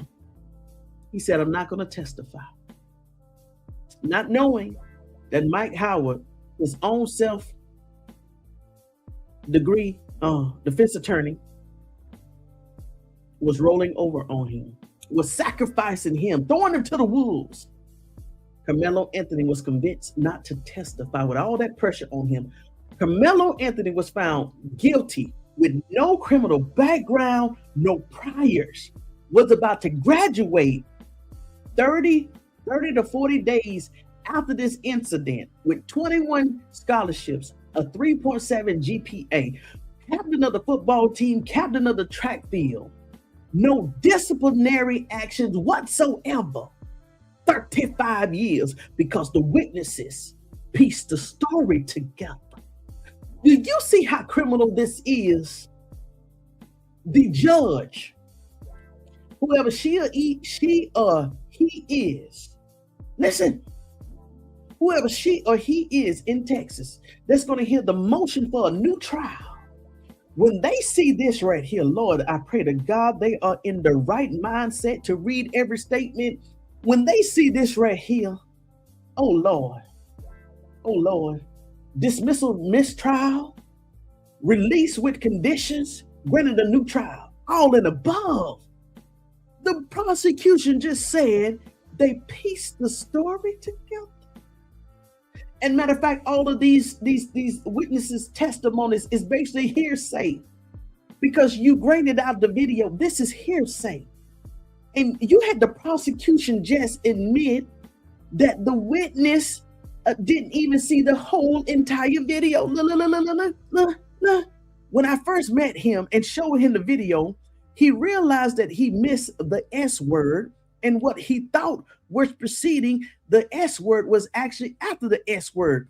And that's why Karmelo Anthony, he thought, was surrounded. So that means that the first thing that whoever this witness said Karmelo Anthony was surrounded, because people had already stood up. But the but the prosecution want you to believe that this witness, no.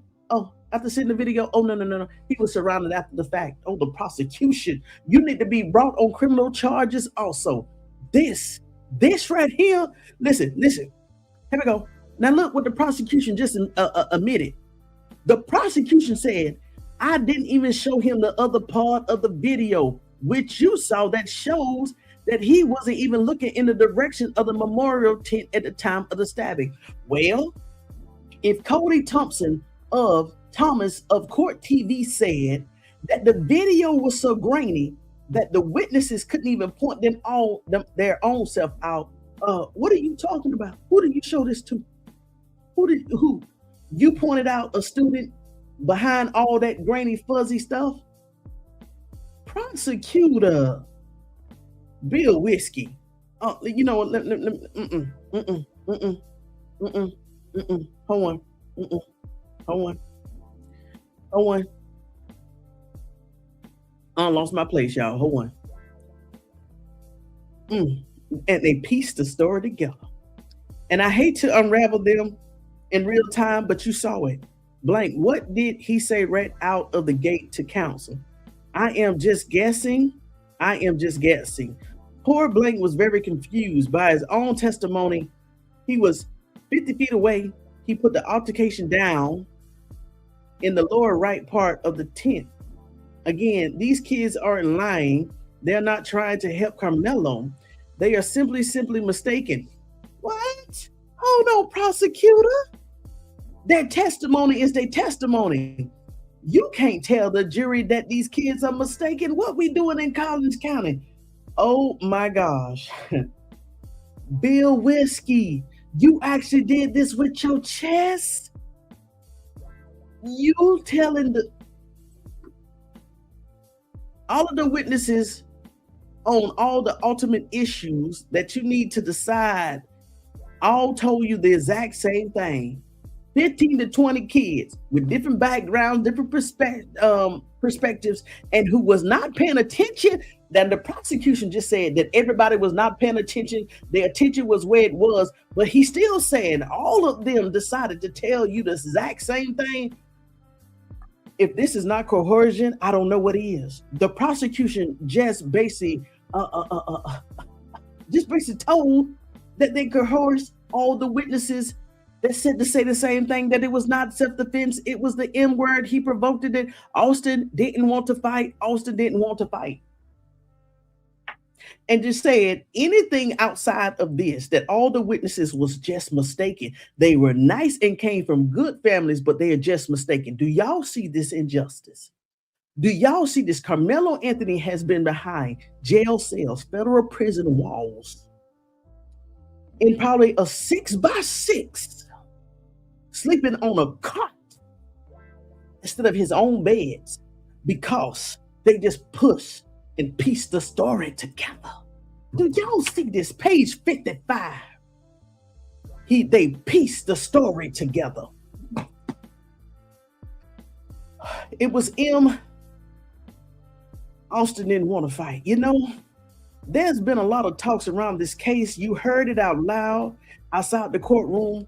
Something inside the courtroom, this case is a strategy. tragedy. You are right. What Collins County have did to Karmelo Anthony in the prosecution own words recorded by Jane Duggar from the 296th District Court. The prosecution said this in court, y'all. This case is a tragedy. What you did to Karmelo Anthony is a tragedy. It is a tragedy for everyone involved. It's a tragedy for everyone involved. And there is a lot of trust in that statement outside the courtroom. Okay? Outside this courtroom. It is a little bit different in here. They are people whose lives have changed irrevocably, completely changed. It is a tragedy for them. It is definitely a tragedy for the Karmelo Anthony family that know that the prosecution didn't have no case against the young man, but they pieced a story together and tried to make it stick. But God gotcha. It is the tragedy for the victims. Karmelo Anthony is definitely the victim. It is a tragedy for the friends and the family that was left behind, the Karmelo Anthony family. Now look what the prosecution look what the prosecution just told the jury. But don't be sloppy in your thinking. Don't think it is a tragedy for all, including Karmelo Anthony. Oh, it is not a tragedy for him. These are the decisions that he made, and he has to come face to face with the decision he made on that day, okay? There is a tragedy in this case. But the tragedy is for the victims, for those left behind, for the ones taken. This is not a tragedy for the man who has the intentional, conscious acts, the mindset that took a knife to attract me, the knife that he kept hidden, the knife that he had opened, the knife he didn't show, that he immediately plunged into Austin's chest. That's not a tragedy. That's an intentional act. That's a crime in this state, in this case. It is nothing but plain and simple N-word, just like I told you folks last week. And finally, I told you last week, and I mentioned it today, that this case, this M is simple and senseless. And we have spent a lot of time talking about how simple it is. But let me spend a few more minutes with you before I sit down to talk to you about how senseless it is. It is senseless that Austin Metcalf lost his life on Wednesday morning, 10 o'clock at high school track meet, dying, bleeding out externally and internally, lost his life on a pair of high school bleachers because of the decision that Austin made. Let's get it right, that Austin made. Austin made. That's what senseless about this case. Should this case have never happened? Sure, it should have never happened. We don't take weapons to school. It was not a weapon. It was a Leatherman that is illegal in Texas. With his mindset, he did. And ultimately, this case is about accountability. What type of community do you want to live in? Oh, we going there, huh? What type of community do you want to live in? Council mentioned there was this talk about Dallas County. I live in Dallas County versus Frisco. That testimony developed because our community, this county, this city of Frisco is a special place. Oh my gosh. Hold on, y'all. No, he didn't. No, he didn't. In so many words. Oh no, y'all know what he just said. He said, the city of Frisco, this is a special place. What? What you trying to say, prosecutor? That Black young men cannot defend themselves from white bullies? What you mean that you gonna put every N-word in their place if they try to self-defend themselves or defend themselves from a white twin bullies? What are you trying to say? This is a special place. What? Bill Wirskye. Oh, come on now. What kind of country do you want to live in? Y'all hear these undertones. What type of city do you want Frisco to be? Oh, I know you ain't scaring the jury. Oh, these black people can't come in here except defend themselves against these white old good country boys. I know you ain't saying this, prosecutor. What type of community do you want? You represent the community today, and unpleasant as it may be, even though the facts are crystal clear, it is your duty to follow the oath and follow the evidence and take pen in hand and hold this young man accountable for the senseless N-word and send, hold on, and send the message. This isn't going to be tolerated in our community. Oh, the undertones. Oh, the undertones are screaming off of the paper. Oh, the dog whistles.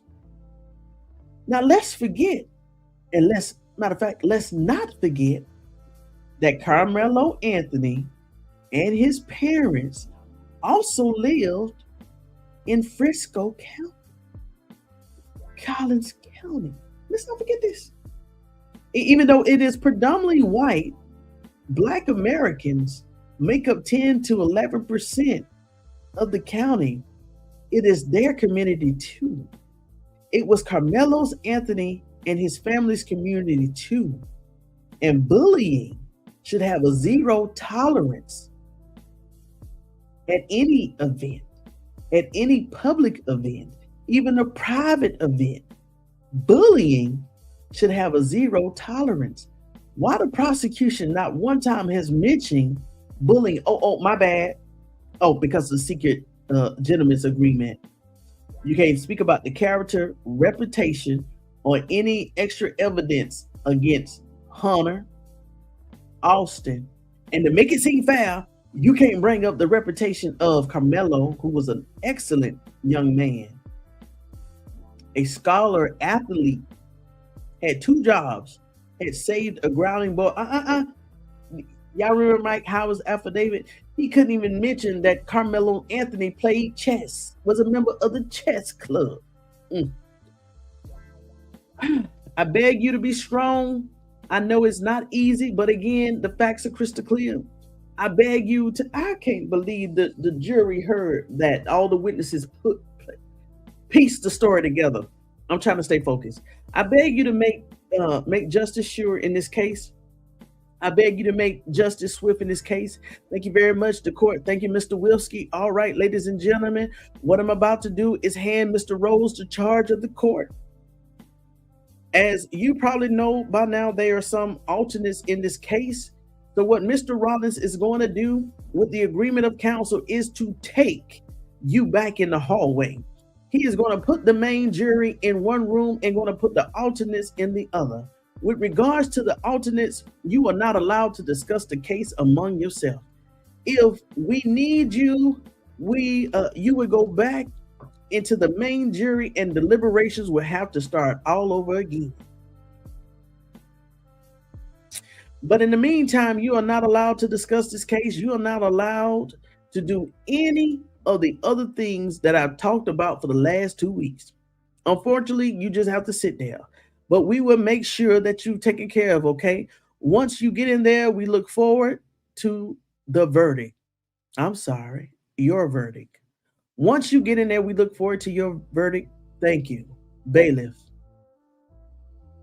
All rise. All rise. And all rise. All rise.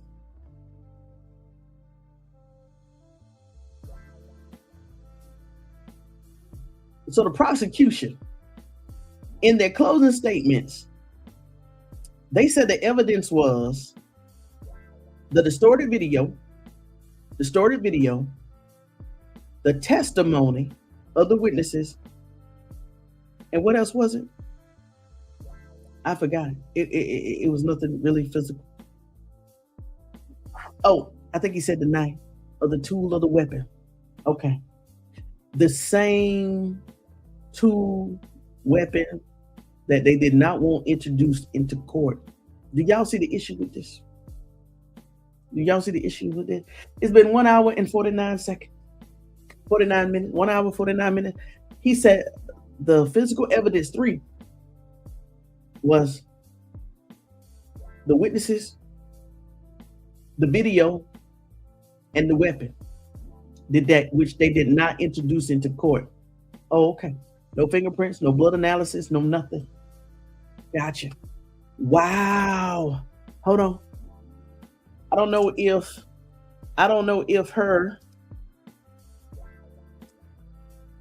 her testimony is in here. Ventura. But I'm gonna have to find it out. I'm gonna have to go through the other. Let me see. Her name was brought in here. The impalement. Remember what she said? They were defensive wounds. She said no, because Austin didn't see it coming. So okay. So the impalement is not in here. So guess what, y'all? We'll be coming back again. I gotta find it in all the other volumes about the impalement. Let me see what else is in volume 8. I'm gonna come to the comments. I'm gonna let y'all go because this right here, they pieced together a story. So we did the closing about a defense. We did the closing by the state, the verdict. On page 61, the state rests. Witnesses Kayla Hayes. Who is Kayla Hayes? Let's see here. That's only one page. Let's go to page 65. Let's go to page 65.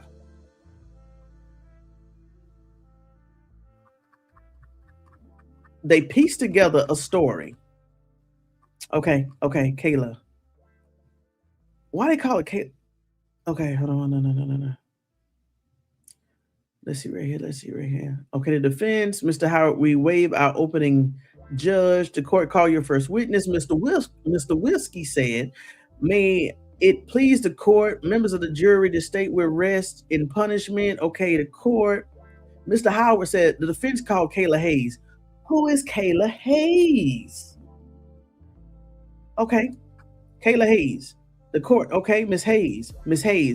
If you would come towards me, and you are good, and then going to come to walk across the courtroom and head to the black chair over here to my right. Okay, that's the witness chair. As you know, before you sit down, please turn to me and raise your right hand. Witness sworn. Put your hand down and be seated, please. All right. Mr. Howard said, Judge, may I approach the witness? The court, yes, sir. Kayla Hayes, have been first duly sworn, testified as following, direct examination by Mr. Howard. Are you ready? Can you please state your name and introduce yourself to, oh my gosh, this is Karmelo Anthony mother, Kayla Hayes? What the hell? Okay, hold on, y'all. This is mother's testimony. Can you please state your name and introduce yourself to the court, to the jury? My name is Kayla Hayes. And you are Karmelo Anthony mother? Yes, I am. And Hayes is your maiden name. Okay, you never changed your last name. That's correct. Okay. The jury just heard that for you have 4 children. Karmelo is the oldest, the middle, the baby. Is Karmelo Anthony the oldest, the middle, the baby? He's my oldest. He's my firstborn. He will always be my baby. I love him so much. Okay. Do you believe that Melo regrets what he did? Yes, I know my son, and he is very sorry for what he did. Is there anything you want the jury to know, to consider in making a decision of what the right decision is? Please have mercy on my son. Ooh. So it's true, y'all. She only said those 3 things. Mike Howard's affidavit is true. This is all she said. Mike Howard's affidavit is true. Please have mercy on my son. Oh, Mike Howard and the state. Mr. Howard, pass the witness, judge. The court, Mr. Wiki, go ahead, sir, cross-examination. Here we go. Ma'am, I just have a few questions for you. Okay, like any mother, I suppose you love your son. Yes. And you realize, of course, regardless of what happened in this trial, you will still get to be a part of your son's life, and he will still get to be a part of your family life. You realize that? Yes, I do. Mr. Wiki, thank you, ma'am. I passed the witness. This is it. This is it. Oh my God. Y'all. Once again, this validates Mike Howard's affidavit. Does this sound like a normal courtroom testimony from a defense? Now, mind you, Kayla Hayes is paying Mike Howard, and that's all he asks her about Karmelo Anthony. That validates Mike Howard's affidavit. And the prosecution, he asks her one question, and all she says, yes, I do. This validates Mike Howard affidavit. This is it. You mean to tell me the defense only asked her 2 or 3 questions, and the prosecution only asked one question? So the prosecution, he never said, ma'am, how many violent acts have your son have? What is his behavior problems? You mean to tell me the prosecution didn't want to know nothing about Karmelo Anthony behavioral, past behavior acts, his temperament, his aggression, his past aggression, his history with weapons? You mean that shit? No, I'm sorry, y'all. No, Mike Howard's affidavit is validated at this point. Oh, that's it. No further questions? Okay, ma'am, you may step down. Thank you. Mike Howard, call your next witness. Y'all.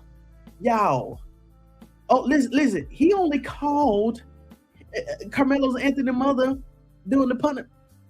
Judge, ladies and gentlemen, defense rests. What the state say? The state would close, Your Honor. The defense would close. Y'all get out of here. This right here validates on page 64, 66. This validates Mike Howard's affidavit. Now listen. If it's a lie, Jane Duggar wrote it, who was the court clerk recorder. This right here validates Mike Howard's affidavit.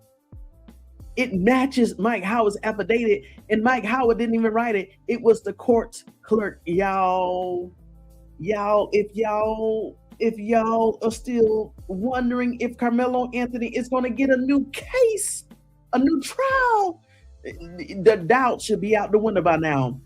The court clerk recorder, Jane Duggar, just basically confirmed Mike Howard's affidavit down to the sheet. Listen.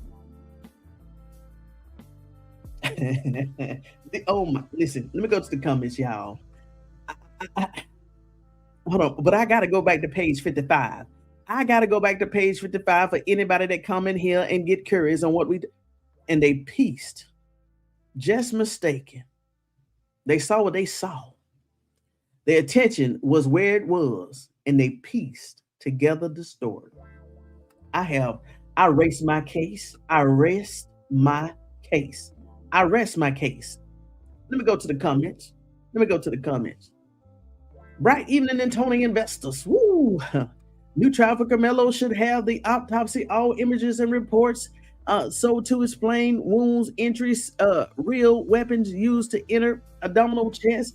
It would be clear up what I suspect via autonomy physiology. I hope I said that right. Karmelo poked maybe superficial, not deep penetrating wound when he jumped up, and boom, was meant for him, yet it caught Austin blaming on Eddie or Hunter, my opinion. Remember Karmelo Anthony in a headlock choke with Austin bent over with his chest abdominal on Karmelo's head, so that when Karmelo jumped up out of the interment danger, Austin got stabbed and meant for Karmelo. Hold on. Let me see if volume 8 has anything regarding a headlock, because I'm about to find it. But we do know that volume 8 speaks about the impalement Hold on, y'all.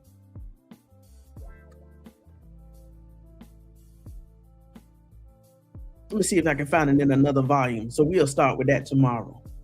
Oh, my. Volume 8. Let's go to 7. Let me do a search for 7 real quick. Headlock. Nothing in there about headlock. Ventura. Nothing in that about Ventura. Okay, so 7 is not it. Let me try 6. Ventura. 6 is Ventura. So tomorrow we're going to come back with 6. I want to see if we got also headlock. Head. We're shaking his head. Okay, 6. Okay, 6 is Ventura. Let's see what 5 got. Let's see if 5 got Ventura in it. Ventura head. Let me see if we got headlock in it. Nothing with headlock in 5. Ventura. Okay, 5 has nothing. Let's see. Let's go to 4. 4. Ventura. Nope.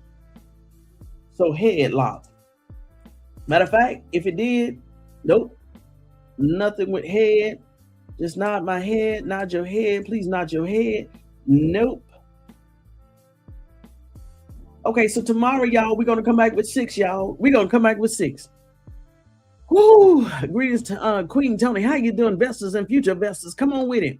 Wow. Hey, how you doing, Teresa? How you doing? Hey, how everybody doing? What's up, Justin? You know I got to call you after this. Oh, my gosh, I'm about to faint up in here. Oh, 8 more days. Free Karmelo. Tony, we all appreciate you for holding it down and keeping Karmelo's Anthony Case in the forefront. And y'all, Mike Howard's closing statements that I read last night in volume 8 and the prosecution closing statements tonight, even a bigger bombshell. Hold on, hold on, let me open this back up. Anybody that come in here, I want them to get curious on what it says, piece together. Hold on. So the Wirskye basically just said that they pieced together a story. He just said that, y'all. And Jane Duggar told it all. Oh my God. Jane Duggar told it all right here. Okay, here we go. Here you go. How you doing, Virgo Princess? What's going on, Slim? What's going on, Nikki? Yes, Nikki. Yes. Good evening. How you doing, Vesta? Good evening, mods. Did they even match? If it was they never brought it up. But tomorrow we're gonna come back and 7 o'clock again. If not 8 o'clock again. We're gonna see what Dr. Ventura said about the weapon and the wounds. Okay, the wounds. Never see. Let me see here. Where is the forensic report matching? None. It was never submitted. User. Never seen a criminal case where a weapon is presented. Come on with it. Never. Thank you, Tony, for keeping this case alive and his name in the algorithm. Of course. On August the 19th will be a prayer service for I got you. But right now, we're going to stay focused right here on Karmelo Anthony. Trust me, we got 99.99 thousand YouTubers and content creators. They keeping Nolan Wells' name in the algorithm. For me, Karmelo Anthony, Daniel Irvin. Oh, Lord, so many, y'all, so many. Dion Walton. What's his name? Tyler Smith, Angelica Cunningham. Oh, my gosh, there's so many. I'm sure Metcalf bullies use, they did. And come on, yes. Men's rail was his had an overwhelming field possibility of death, his attacker. So yes. Hey, how you doing, Lataria? How you doing? Let's see here. Yeah, case was never printed well by the Hey, how you doing, Cutie Pie? How you doing? Definitely need a motive. Wow, come on. He said the motive is not important in this case. The prosecution said multiple times that the motive was not important. I said, what? We could have stopped right there. How you doing, 2 queens and 1 king? How you doing? Lord, Who knows when the original video is brought to light? Ooh, that part, and it bet not have disappear. Exactly. Tony remained seated. Karmelo remained seated the whole time, and not to the initial aggressor put the assault motion. Okay, yep.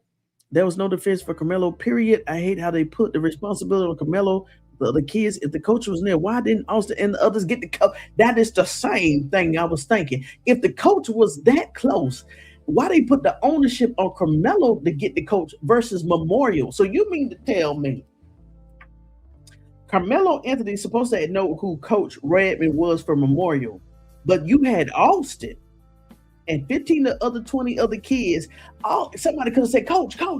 No, they wanted to see that altercation under that tent. And let's not forget, Pat Fallon's son also was under that tent, y'all. Let's not forget, Pat Fallon's son was under that tent. So why put the ownership on Karmelo Anthony when he's been accosted, when he's been approached? Why? When everybody else under that tent, if they didn't want no altercations under that tent, everybody could have called the coach. Come on. They were all from the same school. Kamelo was ganged up. Come on, no defense at all. Come on with it. Come on. Usually he should have returned every dollar. Come on with it. Defense-led prosecution set the narratives. You never do that. If you look at the court case docket, no defense work was done on this. The prosecution is ludicrous. He didn't even take the case seriously at all. No, he didn't. No. They were acting like they were convicting that grown up. Mike should have kept reminding them he was 17. Well, we already know why Mike Howard couldn't do that. He was bought by the prosecution, even though the Karmelo Anthony paid his legal fees. They all played in Karmelo Anthony's face. Come on, lies, and more lies. We have seen the video, and you can't tell us we did not see what we saw, period. Come on with it. But they told the police Karmelo Anthony told a joke. Now he provoked an attack. Come on with it. Come on with it. They wasn't thinking about his age. Nah, they was thinking about pinning that case on him. Exactly, Tony. Give credit where credit is due. You still don't get a pass, Mike Ho. Pay up and give back the money you didn't earn the honest way when representing Kamelo. Come on with it. What's up, lady? How you doing, Lady E? Let's see right here. They didn't have the right to tell nobody to leave the tent. Come on with it. Lady, hello. I see him getting throwbacks and forth in Austin and Hunter. Yeah, they was welling on that boy. Let's not forget that Karmelo Anthony arrest photo was doctored. Let's not forget this now. It was doctored. Lip was swollen. Eye was swollen. All this was swollen. Let's not forget, y'all, when we see the original undoctored arrest photo, I rest my case. They was welling on that boy. I rest my case. Let's not forget the doctor arrest photo. Okay. Kamelo was out of the tent and they still was fighting. Come on with it. He's off his rocker. Come on with it. Come on. They let the video man who edited the video point out what was happening. Right. Well, we already know why, because the secret gentleman's agreement, the gentleman's handshake. Sounds like the prosecution wrote a television pilot. Come on with it. Come on. Hey, how you doing, Shirley? How you doing? They keep trying to have us believe that the fight was only between Austin and Kamelo, which is far from the truth. Hunter initiated the fight. Go back and watch part 2. That is so true. And Austin was there to back the aggression. That is true. Who was the largest of the two twins? Better believe a different breed. Roach and Wirskye going to be the big.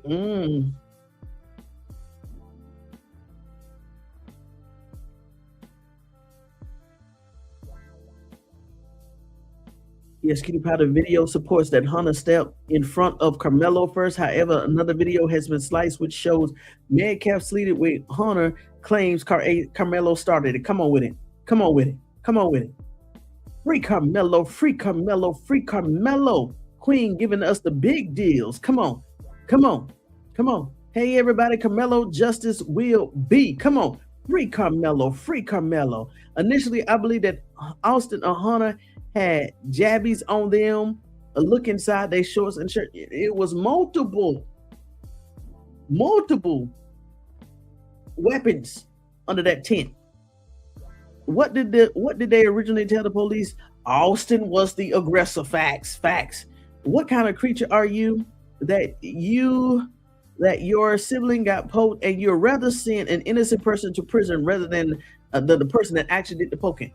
That goes back to Pat Fallon's son. Who are they really covering up for? Is Austin covering up for himself?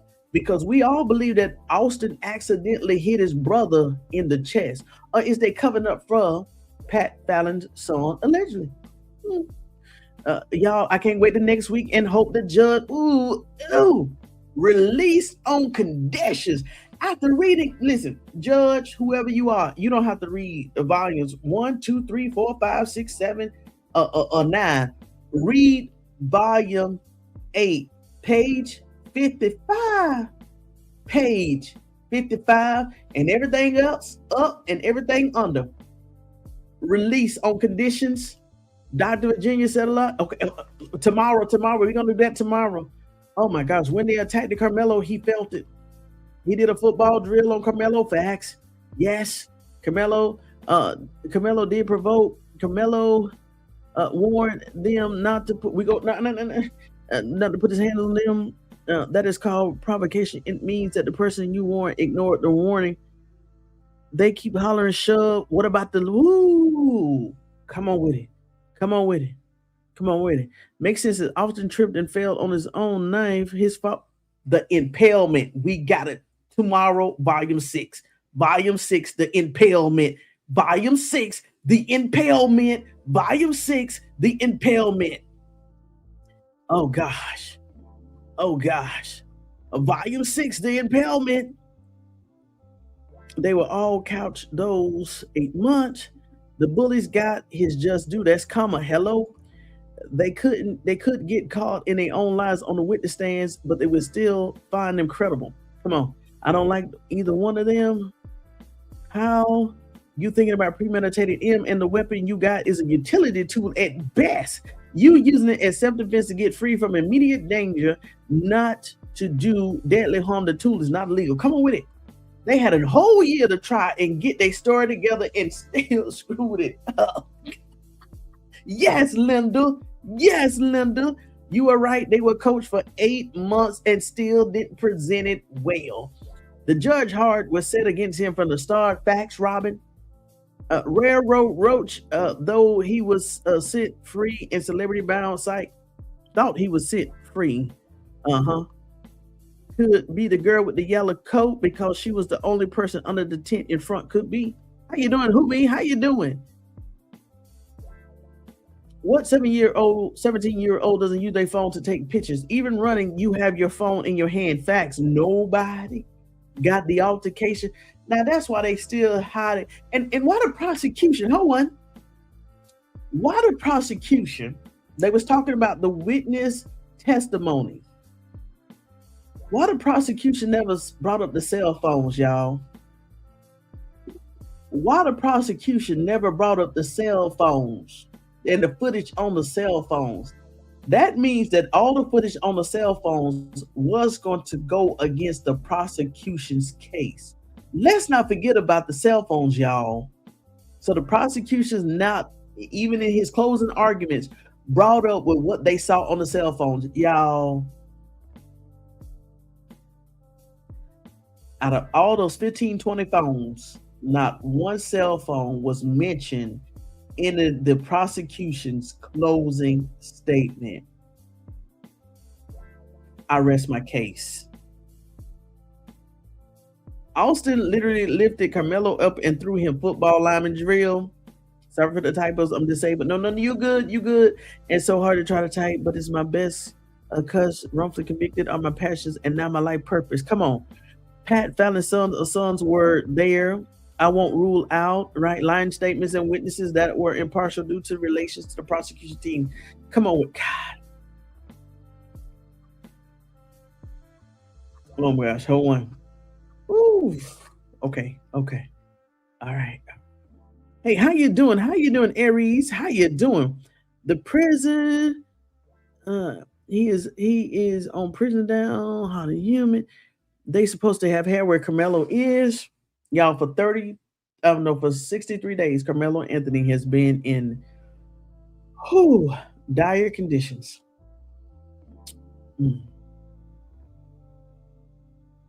I agree with you, OG. Salad, this is called justice system, the blind race class. Karma loves the Most High. Mr. Metcalf loves his Mississippi. Yes, we cry for our loved one each and every year, and no one cares. All they do is shut us down. If people truly knew what happened in these prisons, it would truly hurt your heart. Hey, how you doing? How you doing, cheerleader? No AC inside of concrete is bad, but no clear water sanitation is a legal matter. Oh my God. Whew. The Caucasians, Asian, Indian Americans make up the bulk of Fresno. Blacks are. I believe Mike Howard was sleeping through this case. It's called a secret gentleman's agreement. Yes, I'm in Florida. Sometimes triple-digit heat. It'll be hotter inside than outside. No clean water, so they get hydrated. Lord have mercy. Karmelo Anthony, next week. Oh gosh, next week. You good? All good. Dream team on that ass. Come on with it, Rob. Kayla Hayes is Karmelo Anthony. Gotcha. To think that everyone called Melo, I have never heard. Right, exactly. Even Mike Howard. I said, why is everybody referring to Karmelo like they buddies? Kayla is Karmelo's mom. Okay, gotcha. The prosecution line witness piece of story together that did not match the clear or grainy. Come on with it. Come on with it. And you see the prosecution didn't even talk about the secondary fight underneath the tent. Why is that? Why is that? Because he knows that's where the actual unaliving fatal hit Austin in that chest, y'all. But it was a defense job to eject everything. But okay, so you may not know about Mike Howard's affidavit.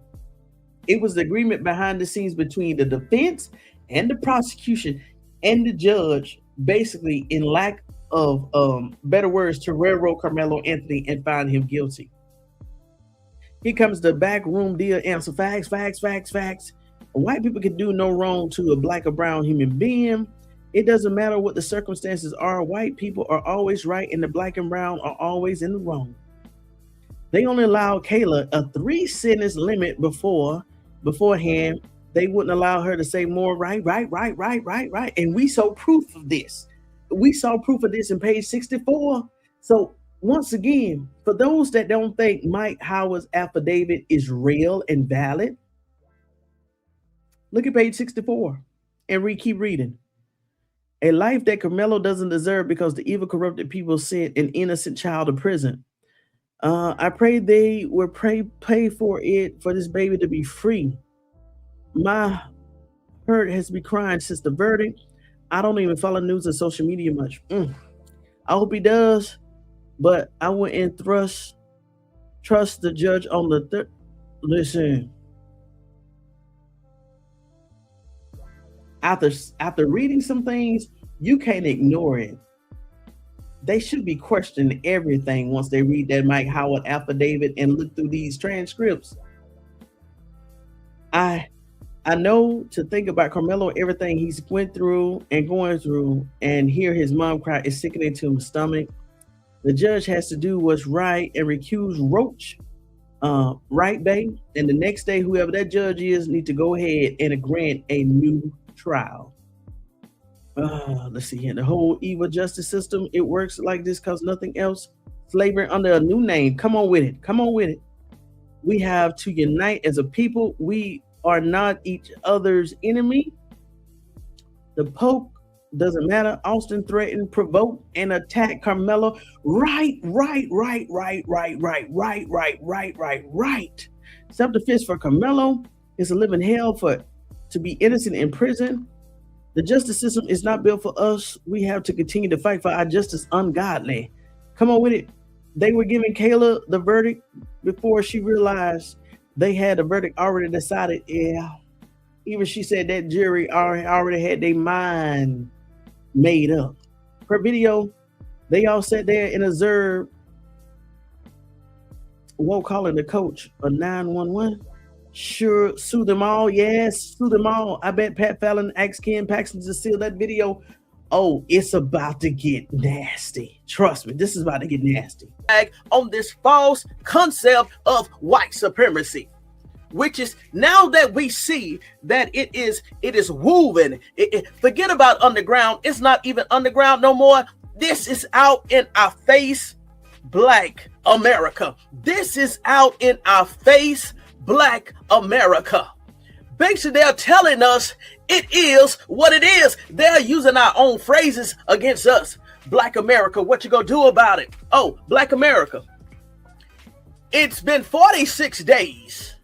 46 days, and you mean to tell me that is only a handful of us that's still speaking on Karmelo Anthony, and he's still alive. He's still alive. Now, information. You already know how I feel about the Nolan Well case. I don't go in circles, but I am going to bring to you, because I feel like if I can divvy up my segments and at least talk about a small segment about the case that I feel spiritually that I'm allowed to speak about, which is the concrete evidence of this case regarding the forensics, the medical evidence, the medical examiner, all of this information right here, because as of right now, we already know regarding Nolan Wells, we don't know what we don't know. That's for sure. That's for sure. Once again, we don't know what we don't know, and that's for sure. That's one thing we do know about this case, but it's something else.